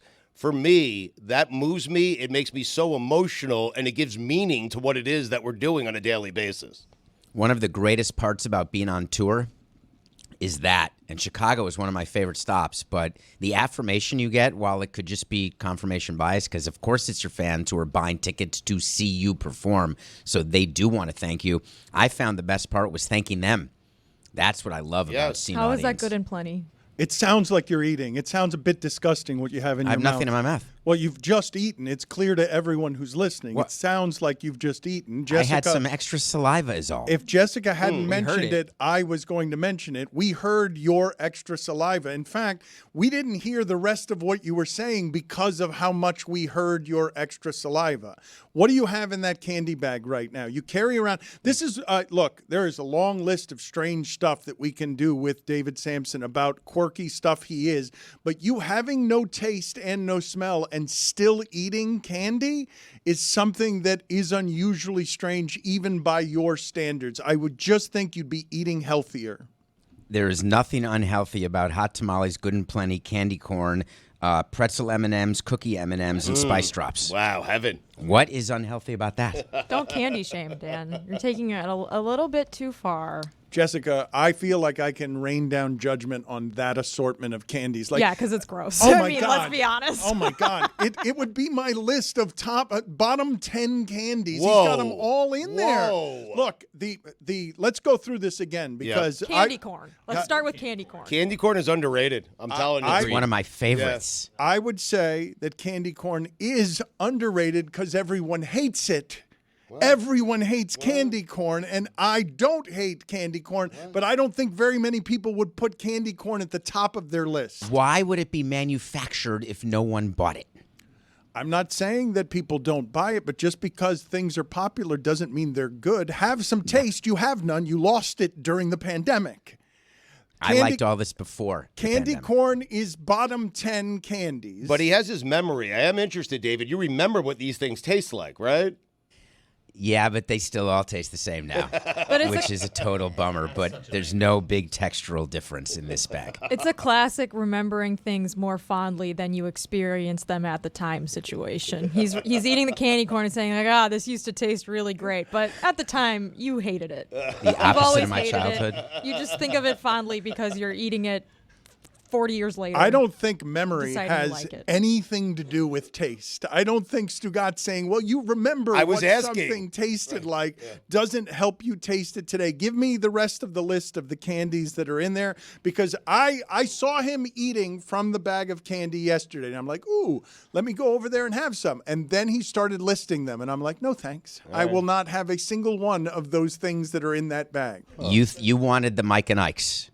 Well, they looked like Mike and Ike's until they were cinnamon or they were hot tamales, you said. And I'm like, I don't want that. Hot tamales are great. No, the worst. I like 'em. Put that on the poll, please, Juju. Are hot tamales great and are candy corn a bottom 10 candy of all time? You also like black licorice. You didn't mention that there. Black licorice is the worst of the candies. So I have in my room Twizzlers, but they don't fit in this size baggie because they'd stick out and then it can't seal. I like Twizzlers, and I think Twizzlers are substantively better than Red Vines. But you like black Twizzlers or red Twizzlers? Black Twizzlers. Ugh. The red Twizzlers, the only acceptable use is you bite both ends and then put it in your soda and use it as a straw. At the movies in particular? Put that on the poll at Le Batard Show. Is the only acceptable use for red Twizzlers bite both ends and use them as a straw? Speaking of the movies, can I politely veer us into a subject I've been wanting to talk about all week, which is the sequel to The Joker that bombed this weekend at the theaters? I do want to talk about that. I just want to finish with his back of candy, though. I do want to get to that, and we will get to that before the end of the segment. Bookmark. I'm promising you that we will get to the end of that because you have requested it. But the only candy I think I like from what it is that David was mentioning there was the M&Ms. What about spice drops? No, don't like. I don't even know what those are. They have a terrible name. I don't like spicy candies. I don't. Agreed. There's something about these candies that you like. You like a flavor here. I understand the texture stuff you're doing, but the flavor stuff that you're doing on spicy and sharp candy taste is not for me at all. Cinnamon. I don't want cinnamon like this. I'm with Dan on this. What about Chuckles? Oh, I love Chuckles. Chuckles are okay. What I like flavor? Chuckles. The red chuckle or the orange chuckle? I ate them in a particular order. The yellow chuckle's terrible. I mean, I ate that 1 second. Orange Chuckle. That's the worst. Would you do me a favor, David, since Jessica's not familiar with the chuckle? Would you hand her a chuckle that you would nominate for being a good chuckle and see if she likes it, or do you not have chuckles? Chuckles aren't in the bag, Dan. Hand-to-hand candy, so he like- grabs it with his hand and gives it to her. He doesn't like dangerous touching game. things or people. Not only do I not have a chuckle, but if I did, I would not put my hand in the bag and hand Okay, it to but why Jessica. are we talking about chuckles if I'm asking for what's They're in the bag? spice drops. Okay, but I'm asking for what's in your bag. What's in the bag? And you're not telling me what's in the bag. You're offering me candy options that are not in the bag. Jessica, if you feel you can just touch that purple thing right there on the left, I don't just like that. the way this sounds. With that one right. Chris, get out. Stop that. Get off my plane. That's a spice drop. I'm showing you on Okay. top of the bag. If you Yes, can I see what just you- grab that's- that. I don't think People this is listening, gonna be he's possible. opening the bag now Right. for her to reach. see her Your if hand's in the way, grab the David. purple See thing. if you can Ziploc grab. I can't bag. believe these germ-phobes. And David's these not going just- to eat this candy anymore after this. Just grab a damn spicy All right, thing. she grabbed Well it. done. Now, do you know, Jessica, are you familiar, the spice drops with the flavor of the bitter tang on these things? No, I'm unfamiliar. Can I eat these? Are these gluten-free, David? Yes, I think have zero I think idea. these are all sugar. I don't think there's any breading in the spice drop. You never That's know. what gluten Sometimes is. there's flour in things that you don't expect there to be flour in. I'm not David. guaranteeing anything. Okay, I'm willing to guarantee it, but would somebody please look this up? Is there gluten in a spice drop? Because I don't think candy generally, not this kind of candy, I don't think there's a drop of gluten in that bag of candy because Okay. it's just all sugar. We've confirmed they're gluten-free. Why am I eating this, by the way? What is this? Just to tell us whether it's any good or not, because I don't think that there's a good candy other than the M&M. Oh. Yeah, it's not good, right? Oh, my God. Yes. It tastes like a liqueur. Paint the picture, okay? Yeah. Liqueur. Like a- Liqueur, yeah. Maybe like an ouzo flavor. Don't know what that Like an flavor anise. is. Like an anise? Yes. He likes that black what it is? licorice type of flavors, and It's not bad, but it's not good. Mm. Like I would The certainly face you're not making. I wouldn't choose it for The face, myself. the face you're making implies it's not good. You are chewing it. I buy them in bulk. So whether or not spice candy, spice drops have gluten depends on the brand. So I'm not certain what brand you got. That's so bad. I'm gonna kick your ass, That Dan. is so bad. Oh, no. This is the time that Stugotz is going to read the internet. You asked correctly, me. because I did ask you, but I asked you before she poisoned herself. I asked you for the information. I'm the only one who looked it up. I asked for the information before she put it in her mouth. What else is in the bag, David, before we get to Joker 2 bombing? And I don't know if any of you guys are watching The Penguin on Max or if you've read about all the things Colin Farrell had to do to not look like Colin Farrell, to look like the Penguin, that included a detachable Velcro penguin penis that had a beak. There were an assortment of things that he had to do with his costume that Colin Farrell said he never wants to see that costume again. He's unrecognizable as the Penguin. But before we get to Joker 2, what else is in the bag? What else is in the candy bag, David? Good and plenty. Those are okay. And the cookie, there's several types of M&Ms. You got the regular M&Ms. You have the cookie inside M&Ms. You have the peanut butter inside M&Ms. Great. And the pretzel inside M&Ms. Overrated. That are mixed here. Yeah. Which is the best of those M&Ms according to you guys? Can we get a consensus here? Because I like the pretzel M&M. I like. I'm with Dan. I like some of that, even though Stugotz says that that's overrated. I don't know. I like what, the peanut butter ones, but that wasn't listed. Yes, No, it was. peanut Oh, butter's in peanut there. butter was in Yeah. there? Yeah, there's no peanut M&Ms. Oh, I thought you said It's- peanut. No, I have no peanut M&Ms ever in the bag. It's Ever. peanut butter. Put Okay. it on the poll, please, at Le Batard Show, Juju. Best of the M&Ms: the peanut butter M&M, the peanut M&M, the pretzel M&M. Which one am I missing? Slim Shady. Well, the original. No, but there was a fourth one that he mentioned. cookie. The cookie M&M. So is his penis even in the movie? I don't know, but I just saw an interview with Colin Farrell. I have not seen The Penguin yet. I saw an interview where he explained that it's a detachable penis that came with a beak and he never wants to see the costume in general again because he looks like he's 150 pounds heavier than he actually is. And there's no indication that it's Colin Farrell. If you're watching The Penguin, no one would have any idea watching this movie that that's Colin Farrell in any way. Did he do that so when he wore pants, you'd see the beak through the pants like the pole vaulter? Again, I don't know how the penis was showcased for the Penguin. I'm just simply telling you that this was what he said when he was quoted in a magazine article. that Am I I read. about to have to Google penguin? I already did. penis for you. just did it. It says, Yeah. Oh, speaking all right. with 3 people did people, before me. Farrell revealed the existence of the penguin's beaked penis. Apparently, the villain, who goes by Oz Cobb, or maybe Ooze or Oz, Chris Cody, in the HBO limited series, has a nude scene. While there isn't any full frontal for Cobb, Marino still decided to make a penis for the character. Marino is so twisted and brilliant. He was like, "I made you a penguin penis," said Farrell. Thank you for not making Jeremy look up on the work computer penguin penis. So what happened with I Joker 2? It is not, I don't know, has there been another one made since Heath Ledger perfected the Joker and it was his lasting legacy before dying? Yeah, so the first Joker movie with Joaquin Phoenix came out probably, 4 years ago, 5 years ago now? And Oscar worthy. Yes, he nominated for awards. He won the Oscar for Best Actor. Todd Phillips was the director of it, and it was a huge success, made $1 billion, but it was pretty controversial for some of like the themes in the movie and the sorts of like people that a lot of critics claimed it would inspire. Like, a lot of people said that the sort of like lonely male character in it was a pretty bleak character, and that it would be celebrated by the wrong kinds of people, and so like the Joker character kind of became like a folk hero for a large segment of the population, while a lot of other people were like, this movie is trash and the message it sends is trash. Doesn't really matter though, because it was a humongous success, so the studio decided to make a second one. However, there's been a ton of changes at Warner Brothers from the top down at the studio, and in the process this movie kind of got put out on its own with 0 screen tests. Apparently Todd Phillips and Joaquin Phoenix sort of had the concept for it that came to Joaquin Phoenix in a dream to make it a musical, and they decided to just go with that. They each got paid like $20 million for it. Lady Gaga came in. She got paid $12 million for it. It's a sort of musical. They've denied it's a musical, but it is a musical.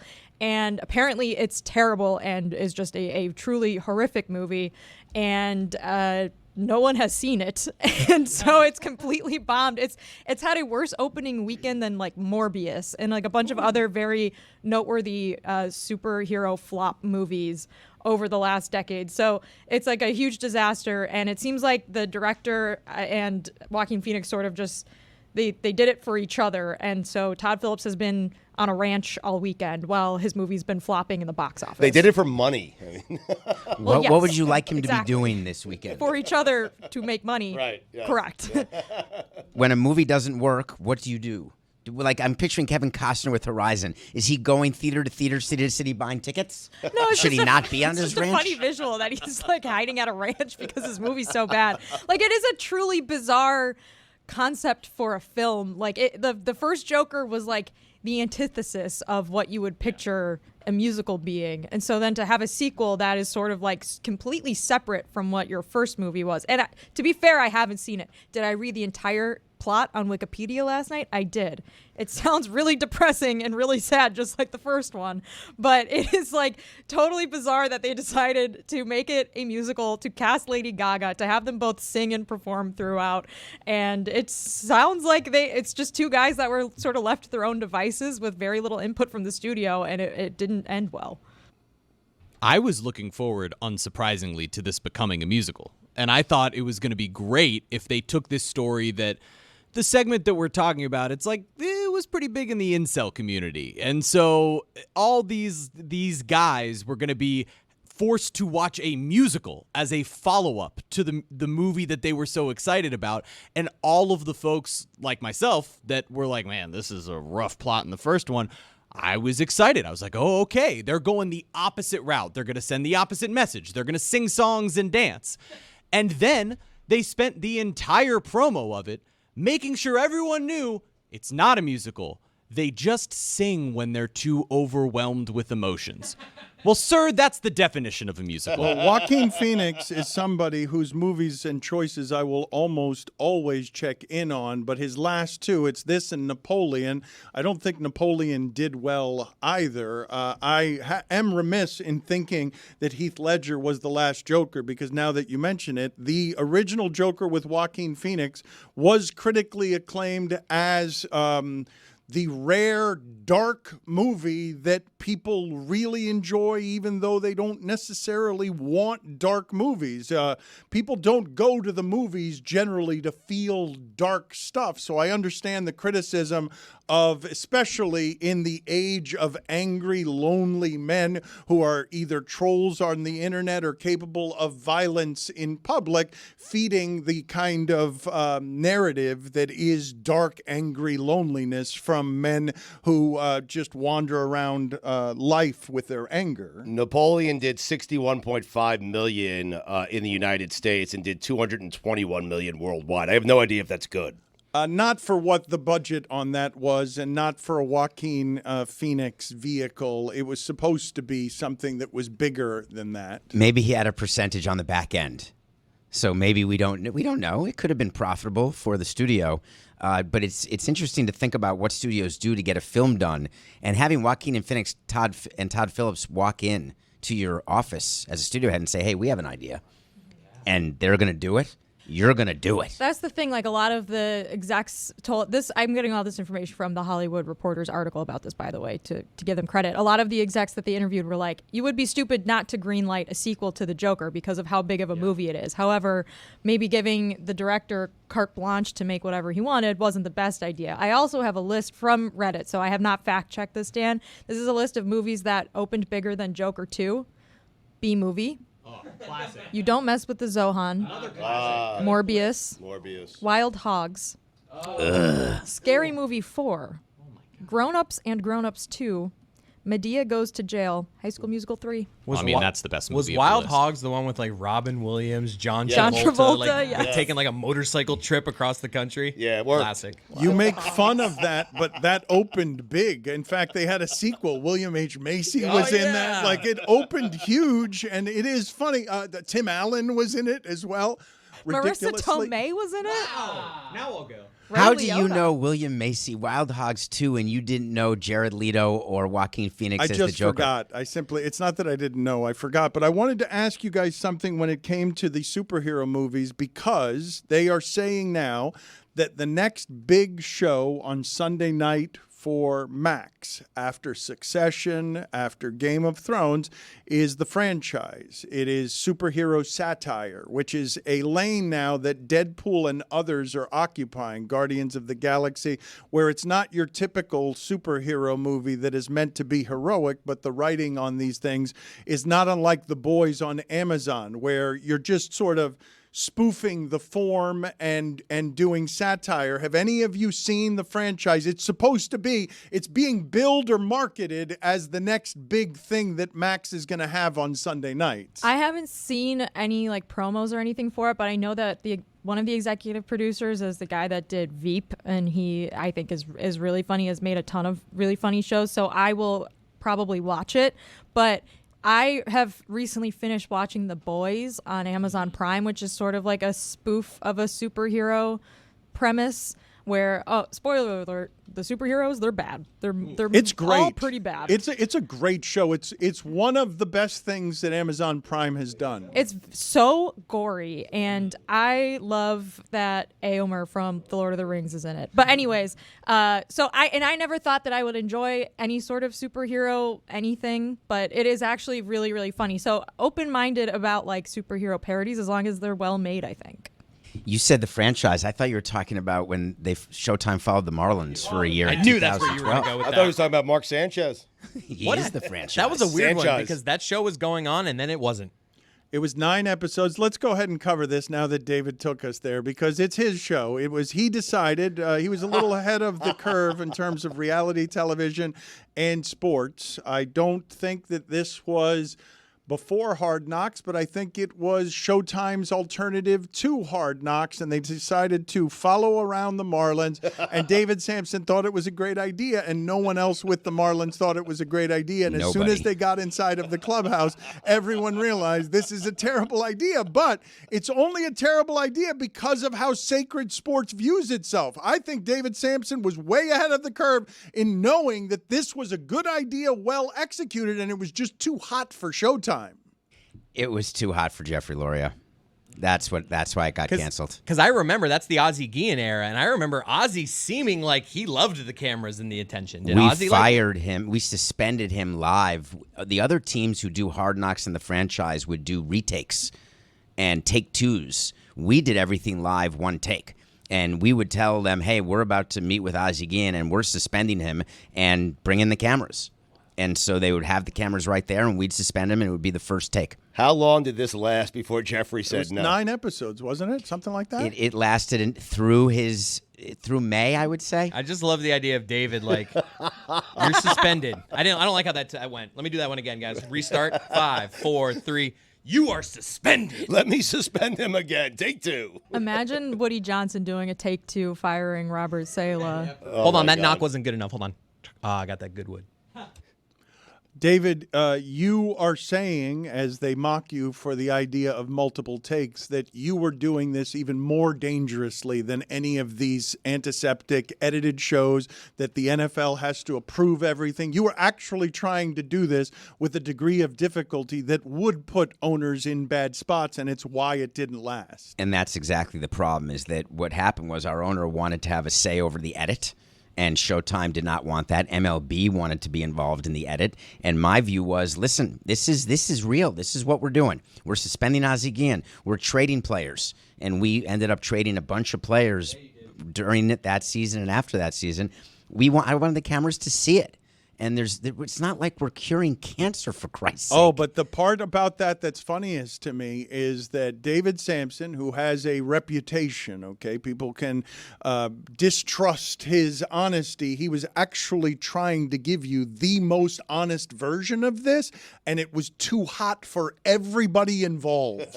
It's what Nothing Personal is. It's what I do every day. It's giving people actually what's happening. And yes, sometimes Coca gets pissed off, or sometimes Metalark or whatever, but I'm not making up things that are going on. And if the cameras are rolling, I've always been under the view that cameras should always be rolling.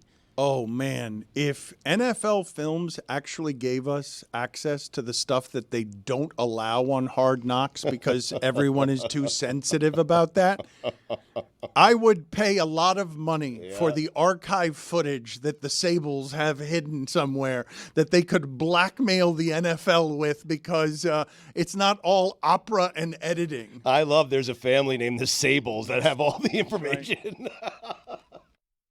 If you have been listening to this show for a while, we have something that I believe no other sports show in America has, which is an assortment of people, not just one or two, who work with their father or have had frustrations around their father while working in and around their father. There's me with my father on Highly Questionable. There's Chris Cody producing his father's podcast and working with his father on Tuesdays. And there is Mike Ryan, who has publicly stated at every turn a annoyance with his father that I don't know has gotten any better with age. Your father just literally hit ignore on his phone call. He knows I'm working. What are you doing? He just turned 70 years old, your father. Your father is a, how do I explain your father to David, who doesn't know your father? Your father is a bit of a narcissist. He's a very handsome older man who has been single for a while. Yep, so far so good. He is beautiful and knows it, and carries himself with the confidence of a man who is beautiful and knows it. Mm-hmm. And you don't like him sometimes. We don't get along all that much. We don't have similar interests, and his general approach is different, but you don't get to pick your family. He's not somebody I would hang out with if I had the choice. And I hope he's not listening. I don't have the choice, and I love him very much, and he's a there you go. Really terrific Abu to Juliet. Really surprised us, but still, even there, it has to be done on his own terms. But that's all right. That's okay. Love him. A great-grandfather. I bring it up, not a great-grandfather as in your grandfather's father, but an exceptional grandfather is what I meant. The reason I bring it all up is because what are we missing that is about to hit the NBA season when the league's oldest player is playing with his son for the Lakers, and his son is only on the team because he's the son of the economy of the Lakers? He works hard. I'm so happy you brought this up because it hit me over the weekend. I saw this photo of LeBron sitting on the bench next to Bronny, and I thought, okay, you can't get more famous than LeBron James really, he's highest tier celebrity. But I think that he is going to connect with a certain group of fans, male fans, fathers, in ways that are pretty profound. Because when I saw that image, me being a dad really painted my whole experience with it. And I'm like, wow, this is going to be really cool to see a father-son working together, and dads, because so far in that uniform, there is one dad. It's a girl dad. It's Kobe Bryant. And he's always going to be playing catch-up there. Kobe Bryant, because of how he approached being a father, and also how he went out, literally being a dad in that moment with his daughter. It's a tough act to follow, but this is a cool, unique way for LeBron to connect to a certain member of his audience that caught me by surprise. I was just all caught up in all the talking points that went along with this, and then I saw the image, and I'm like, this is a father and son working together. This Sentimental is pretty cool. right up until his son stinks, though. Like syrupy right up until his son can't play, and his dad is the world's greatest basketball player. I mean, yes, that's true. That could happen, but that's also another opportunity for me to connect with LeBron and through the adversity. Like, how are you going to be a teammate? How are you going to be a dad? I'm curious about all the questions that this season's going to ask LeBron. I got 3 great things that are going to happen during the course of this season that are father-son moments. One, when they're on the road. There's a lot of stuff that goes on the road with players. Are they going to have rooms near each other, different floors? Because there are players who want to be on different floors or same floors as their teammates. Neither one of them are going to want to be with each other on the road. This is my view, that they're not going to be sharing Why meals. not? Oh, I do not think that is a father-son I think thing. LeBron would want to be around Bronny, More but so. Bronny is not going to I don't know. want that as much. Some kids like hanging out with their dad, especially when their dad's like LeBron James. To Bronny, he's dad, I would think, but He can't None call of you him guys dad. like your dads? Like you wouldn't like chill with your dad on a trip? I will tell you that working with my dad brought frustrations that I was not expecting, that I had not accounted for, that I never once had considered. Now take that show 42 times on the road and stay with him in the same hotel. Don't worry, that's not going to happen, because here's the second thing that we're looking for. Is LeBron in the meeting when Bronny's sent down to the minor leagues? To answer your question, Jess, no. I'm interested in the controlling of Bronny's minutes. Like, is JJ going to give him any? Does LeBron just decide if we're up big, put him on the court with me so we can have a couple moments here? Like, there was a moment in the preseason where they played together, and it was nice, but it's... How many 19-year-old boys do you think want to be hanging out, traveling around with their dad? Never mind NBA players. I'm just asking, how many, or is he 20 years old? I think we have a lot of daddy issues on this show, frankly, admittedly from people in both of these rooms. So I would put the number higher than you'd expect. I wouldn't say it's most people, but a lot of people would like hanging out with their dads, I think. I do go to lunch with my dad sometimes. You would probably hang out with your dad, Chris, more than anyone. Yeah. I called him my best friend in his birthday speech. That was just that's Did you mean it? Yeah, I think so. At this point, I mean, I have kind of grown apart from like people I would consider my best friends. So like by default, I talk to them a lot. Well, but what is I'd happening? go to lunch with your dad. What is happening with both you and Mike is, does he? I'm surprised by that. Sure My LeBron dad does too. not. Not with you, though, Dan. Which is another one of my issues. He pays for me, though. How much time do you have? I do think that when it comes to both Mike and Chris, the idea that their lives would shrink with fatherhood, where it gets smaller, and they then see what great grandfathers they are. I would think that would be a glue that would bring you closer together than you were before the birth of both of your daughters. 1,000%. Me having my daughter brought me and my dad closer. And like I said, I'm really blown away by how good he is with her and how readily available he's been compared to where my expectations were. So, yes, I just for the record, I love my dad. I think what you're saying, Dan, is Bronny should have a kid during the season so that grandfather LeBron and son Bronny come together closer because of It could happen. Grandson Bronny. It could happen. Not if they're hanging out together on the road. It's probably not going to happen. And J.J. Redick's going to be forced to play that embryo 7 minutes a night. Got a good jumper.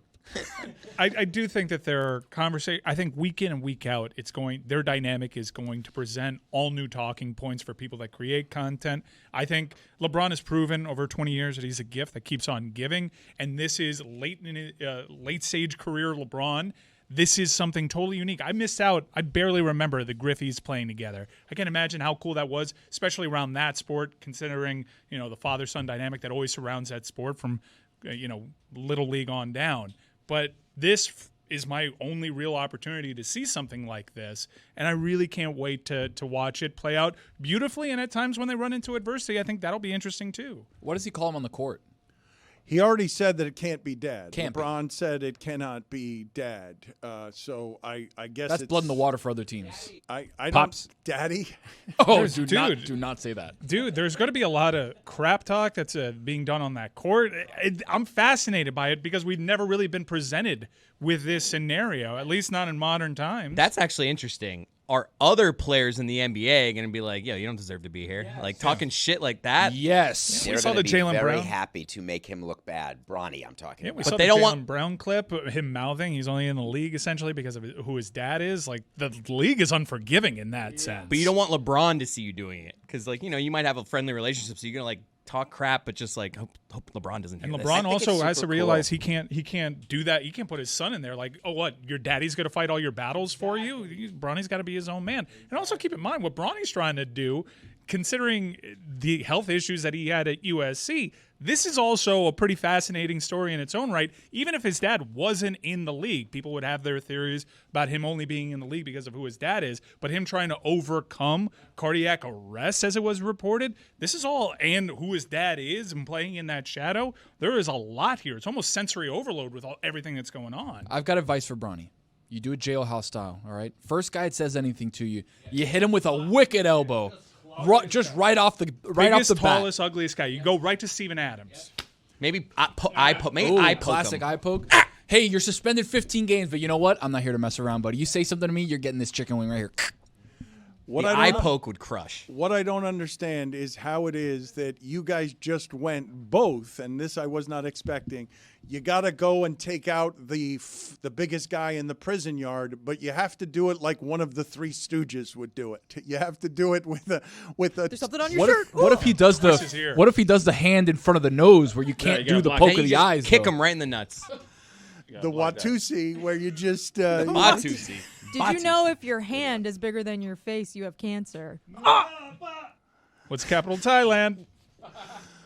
You guys have basically the move. Are they still Someone doing? Please smack David's hand into his face right now. Are you doing the move where you're having someone kneel down behind the person and tabletop then him. pushing them over? Tabletopping. Oh, what's that on your shirt? You look down, right into your nose. Yeah, it's definitely going to happen against a Grizz. So Shannon Sharp, you imagine that Shannon Sharp, well, he's pro-Lakers and anti-Memphis, but when that stuff all escalates, that Shannon Sharp wants to fight the Grizzlies, it's because Ja Morant's dad is coming after Bronny's kid. LeBron's kid is where we're going to end Can't up. wait for Dylan Brooks to try this. Is this well, he's on Houston now, so it can't be unfortunately can't escalate with the Grizzlies again. Is this season sneaking up on you like hockey?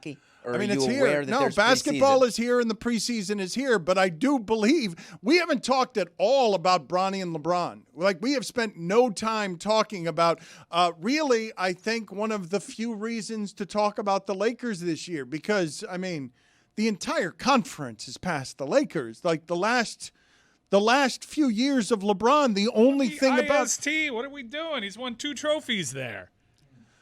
The entire conference has passed LeBron James's Lakers, and they're only interesting as a story because they've got a famous player and a narrative that we have not seen, father and son. You're selling them short. The J.J. Redick thing is fascinating. I have a podcaster as our head coach now. who's now tasked with coaching a father and son. This is all real good stuff. It's like a sitcom. I cannot wait to fall asleep midway through the second quarter of these games. Oh, same. It's going to be awesome. Did you guys see JJ Redick doing like a sort of podcaster thing in his media availability the other day where they were like, is Rui going to take the next step? And he's like, what's the next step? What do you mean? And they were like, well, like he's asking follow-ups to the It was media. such a simple question to answer, and he made it like, you're creating the narrative. What do you think his next step should be? It's like, just answer the question. It was really amazing. weird when he did a game time promo, too, at the end of it. He's going to do first take in the question and answer because he's annoyed by how little the media knows about the sport it's covering. Like he's not going to tolerate that. JJ Redick has been professionally annoying since he got to college. Like it's part of the brand. It's going to end badly. We know this, right? The Bronny LeBron thing, JJ Redick, the Lakers not making the playoffs, Bronny being sent down. Shocking you would have such a good outlook on this. I love the story. I was thinking in my lifetime I'll never see another father-son ever in the NBA. Ever. What if we just recalibrate expectations for one of sports' biggest franchise and just make this about a son having a good time with his dad? I have daddy issues. Dishes. No. You worked hard, though. Jessica accused us all of having daddy issues. You all do. And I can tell because I don't. I just have mommy issues. Welcome to the Pitch Clock. Here's the pitch, a two-part baseball segment combining a nostalgic baseball trivia game and an interview with an expert. This is the Pitch Clock. All right, back with another playoff edition of the Pitch Clock. Adnan Verk joins me and Chris Cody to play this trivia game with Taylor. We'll have David Sampson joining me in studio, but we got to get to some trivia. Taylor, what is our trivia game today? So this past Saturday, the Mets and the Yankees played a postseason game on the same day for the first time in 18 years, October 7th, 2006. In front of you guys, you have the lineups from those two games that day. The Yankees versus the Tigers, and then the Mets versus the Dodgers. 2006, this is my October 7th. So you guys will be guessing the players from those starting lineups. It's 3 strikes and you're out format, and you don't need the exact spot in the lineup. I go out on a limb here. Derek Jeter. One of the safest picks. That's a good one. Okay. I'm gonna go ahead. Jose Reyes. Jose Reyes is the Mets starting choice. All right, Adnan. Who you got? We've got Derek Jeter and Jose Reyes off the board. I love Cody's confidence. I'm going to go with a guy I worked with yesterday, Sean Casey of the 06 Tigers. Wow. The mayor was starting at first base for the Tigers. Wow. Chris?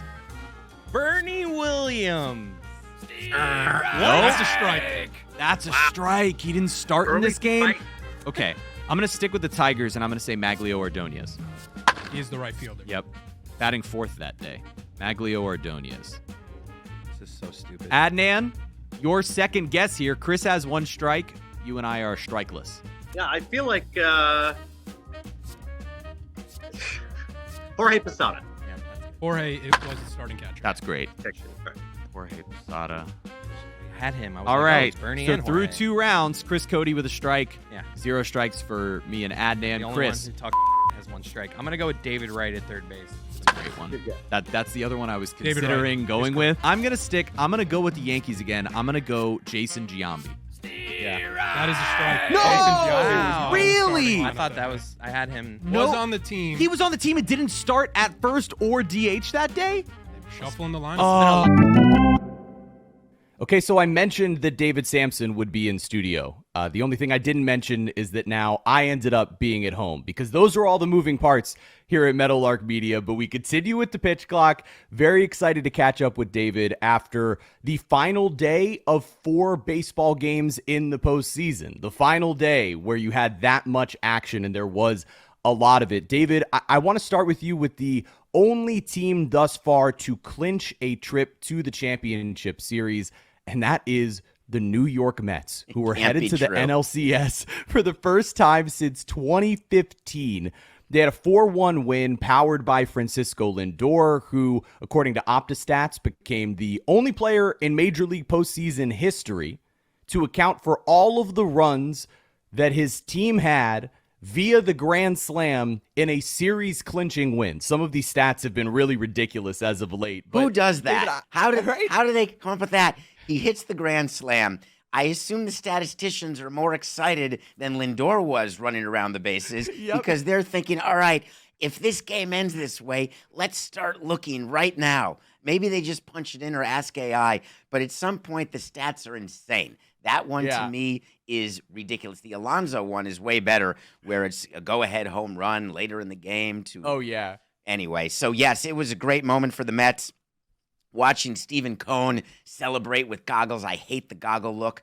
I embrace the sting. You have to have the sting. It's ridiculous. And even if they're sponsored, just put them on your forehead. But the Mets have this aura around them. And I was really finding myself thinking about the Phillies. Oh, my God, the level of despondency. Jeremy, it was a year ago that John Middleton said, hey, guess what?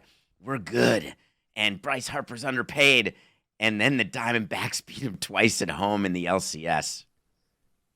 It's a shock to me to see the Phillies that had such great vibes have a team come in somehow with even greater vibes in the Mets. And they're on this unbelievable run, whether you want to credit OMG or Hawk Tua or whatever it is. Don't you dare credit Grimace or Hawk Tua or OMG. How there about... are these silly things that the fan base is embracing, and it's a fun ride to watch your team and try to link it to anything when really all it is Francisco Lindor turning it on and the rest of the team following suit. If you like those random stats, David, how about this one for you? The last 9 teams to eliminate the Brewers in the postseason have reached the World Series. So that's good news for the Mets as they head into the NLCS. But I want to stay in New York with you, David, for a minute, because last night, it's your guy, Giancarlo Stanton. How about some of these stats that I've got for you here? Last night, he's 3 for 5 with a homer, an RBI double, and a stolen base. The rest of the Yankees were 1 for 25 with 5 strikeouts.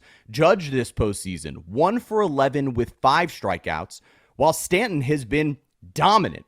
He's the 6th Yankee, or I believe the number is, he is 6th in career postseason home runs in Yankees franchise history now. He's the 3rd Yankee ever with 24 or more RBIs in a 20-game span of the postseason, joining Reggie Jackson and Lou Gehrig. So how special is it, not just for you, but for Yankees fans, to see what Giancarlo Stanton is doing right now? And how does that elevate the Yankees and their World Series hopes while, Soto's playing well, but Judge has yet to get hot?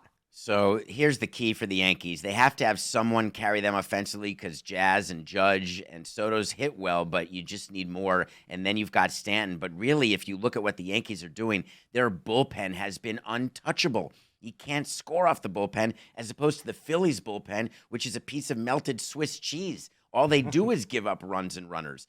So while I'd love to say and call up Giancarlo, look at me, David, and say, hey, you are carrying the Yankees. You are the man. The fact is, he's a man amongst other men who are making the Yankees harder to beat. The only way they will win without Judge being better is if this bullpen continues. And Jeremy, I'm sorry, I got to go back to the Mets quickly. Don't underestimate what their starting pitching's done. Oh, yeah. Unexpectedly, Absolutely. Minaya going 7 scoreless. Quintana setting records going 5 scoreless like the last several postseason starts.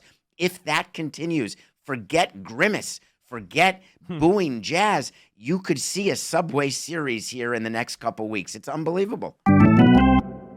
Okay, I have a strike now, even with Chris. Adnan, your third guess. I'm going to go with, was Miggy on the Tigers yet? Let's go Miguel Cabrera.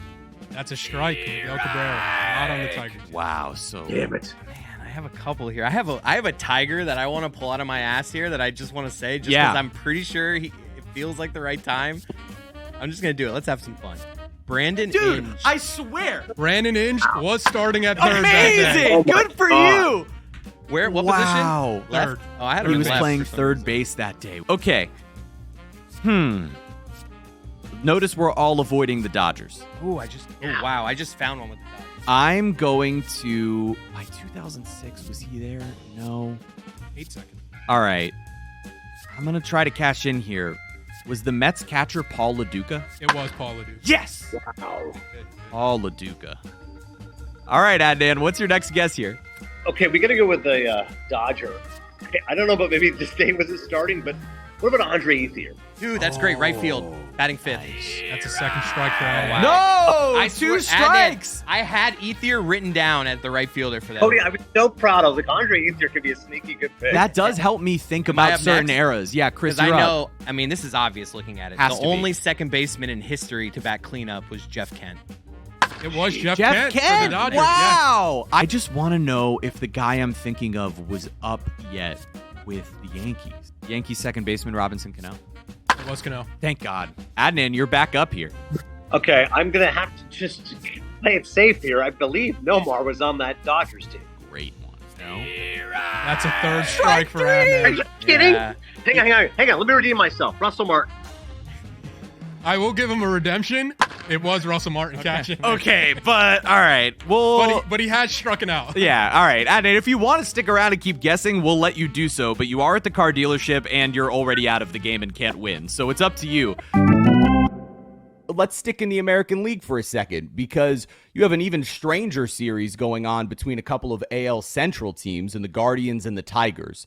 The Guardians have now gone 22 straight scoreless innings after their offensive outburst at the beginning of Game 1. First, it was Tarek Skubal who was dominant for the Tigers in Game 2.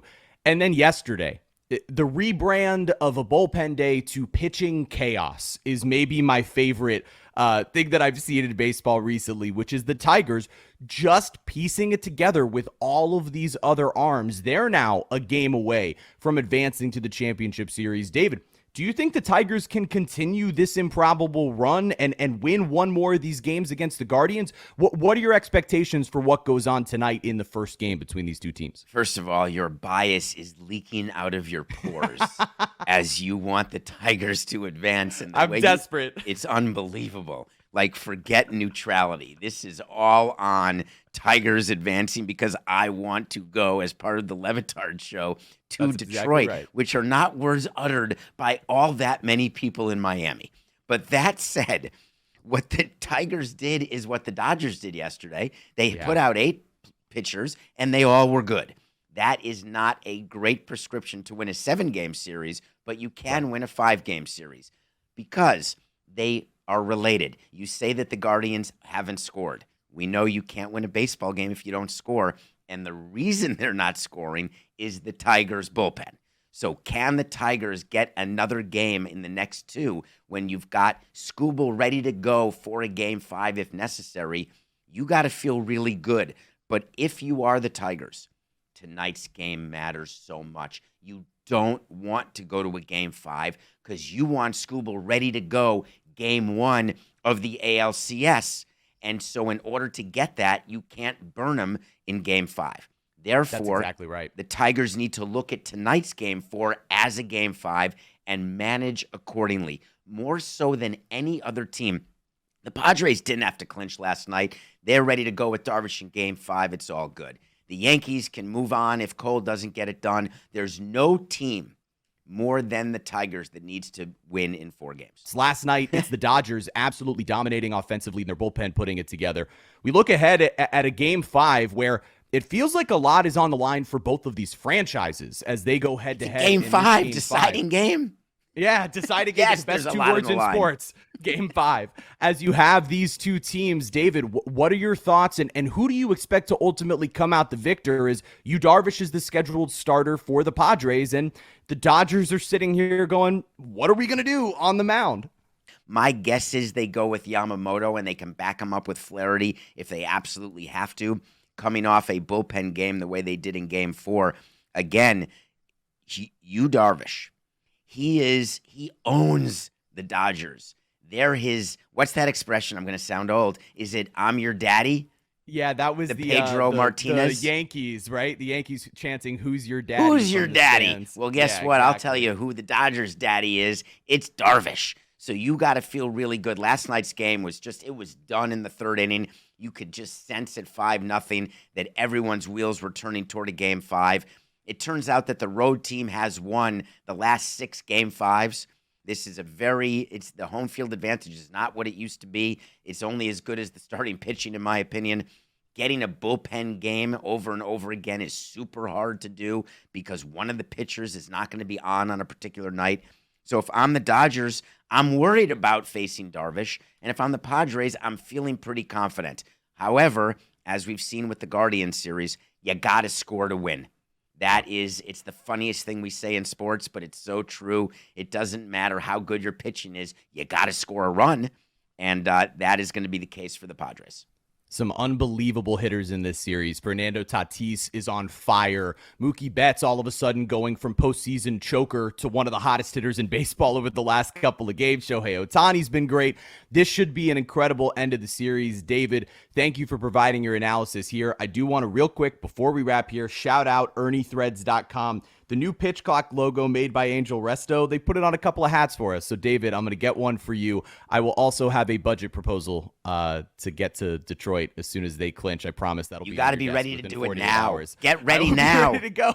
I'm starting as soon as we finish this recording. David, thank you so much. Let's head back over to see how our game wrapped up with Adnan and Chris. I'm going to go Carlos Beltran batting third for the Mets. Good call, Cody. That is correct. Yeah. Well, and sticking with that era of Andre Ethier, I'm going to go Matt Kemp. Not in the lineup. 2 strikes. Oh, but he was on there? Oh, but he was on the team? I have no idea. Okay, fair enough. 06 feels Might early be early for for Kemp. Matt Kemp. 06 feels early. Might be for early. That's on me. Wow. All right. So, Chris, we each have 2 strikes at this I'm point. just going to stay hot with his Mets lineup. Jeremy Burnitz. All right. Need a name. Omar Vizquel, Tigers? No.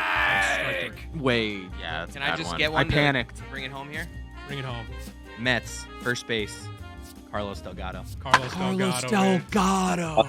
Chris's hot streak continues. Wow, this my is era, unbelievable. I really, you know who I almost said for the Mets was Mike Jacobs because he was the next early, one a after. little early for him. Damn.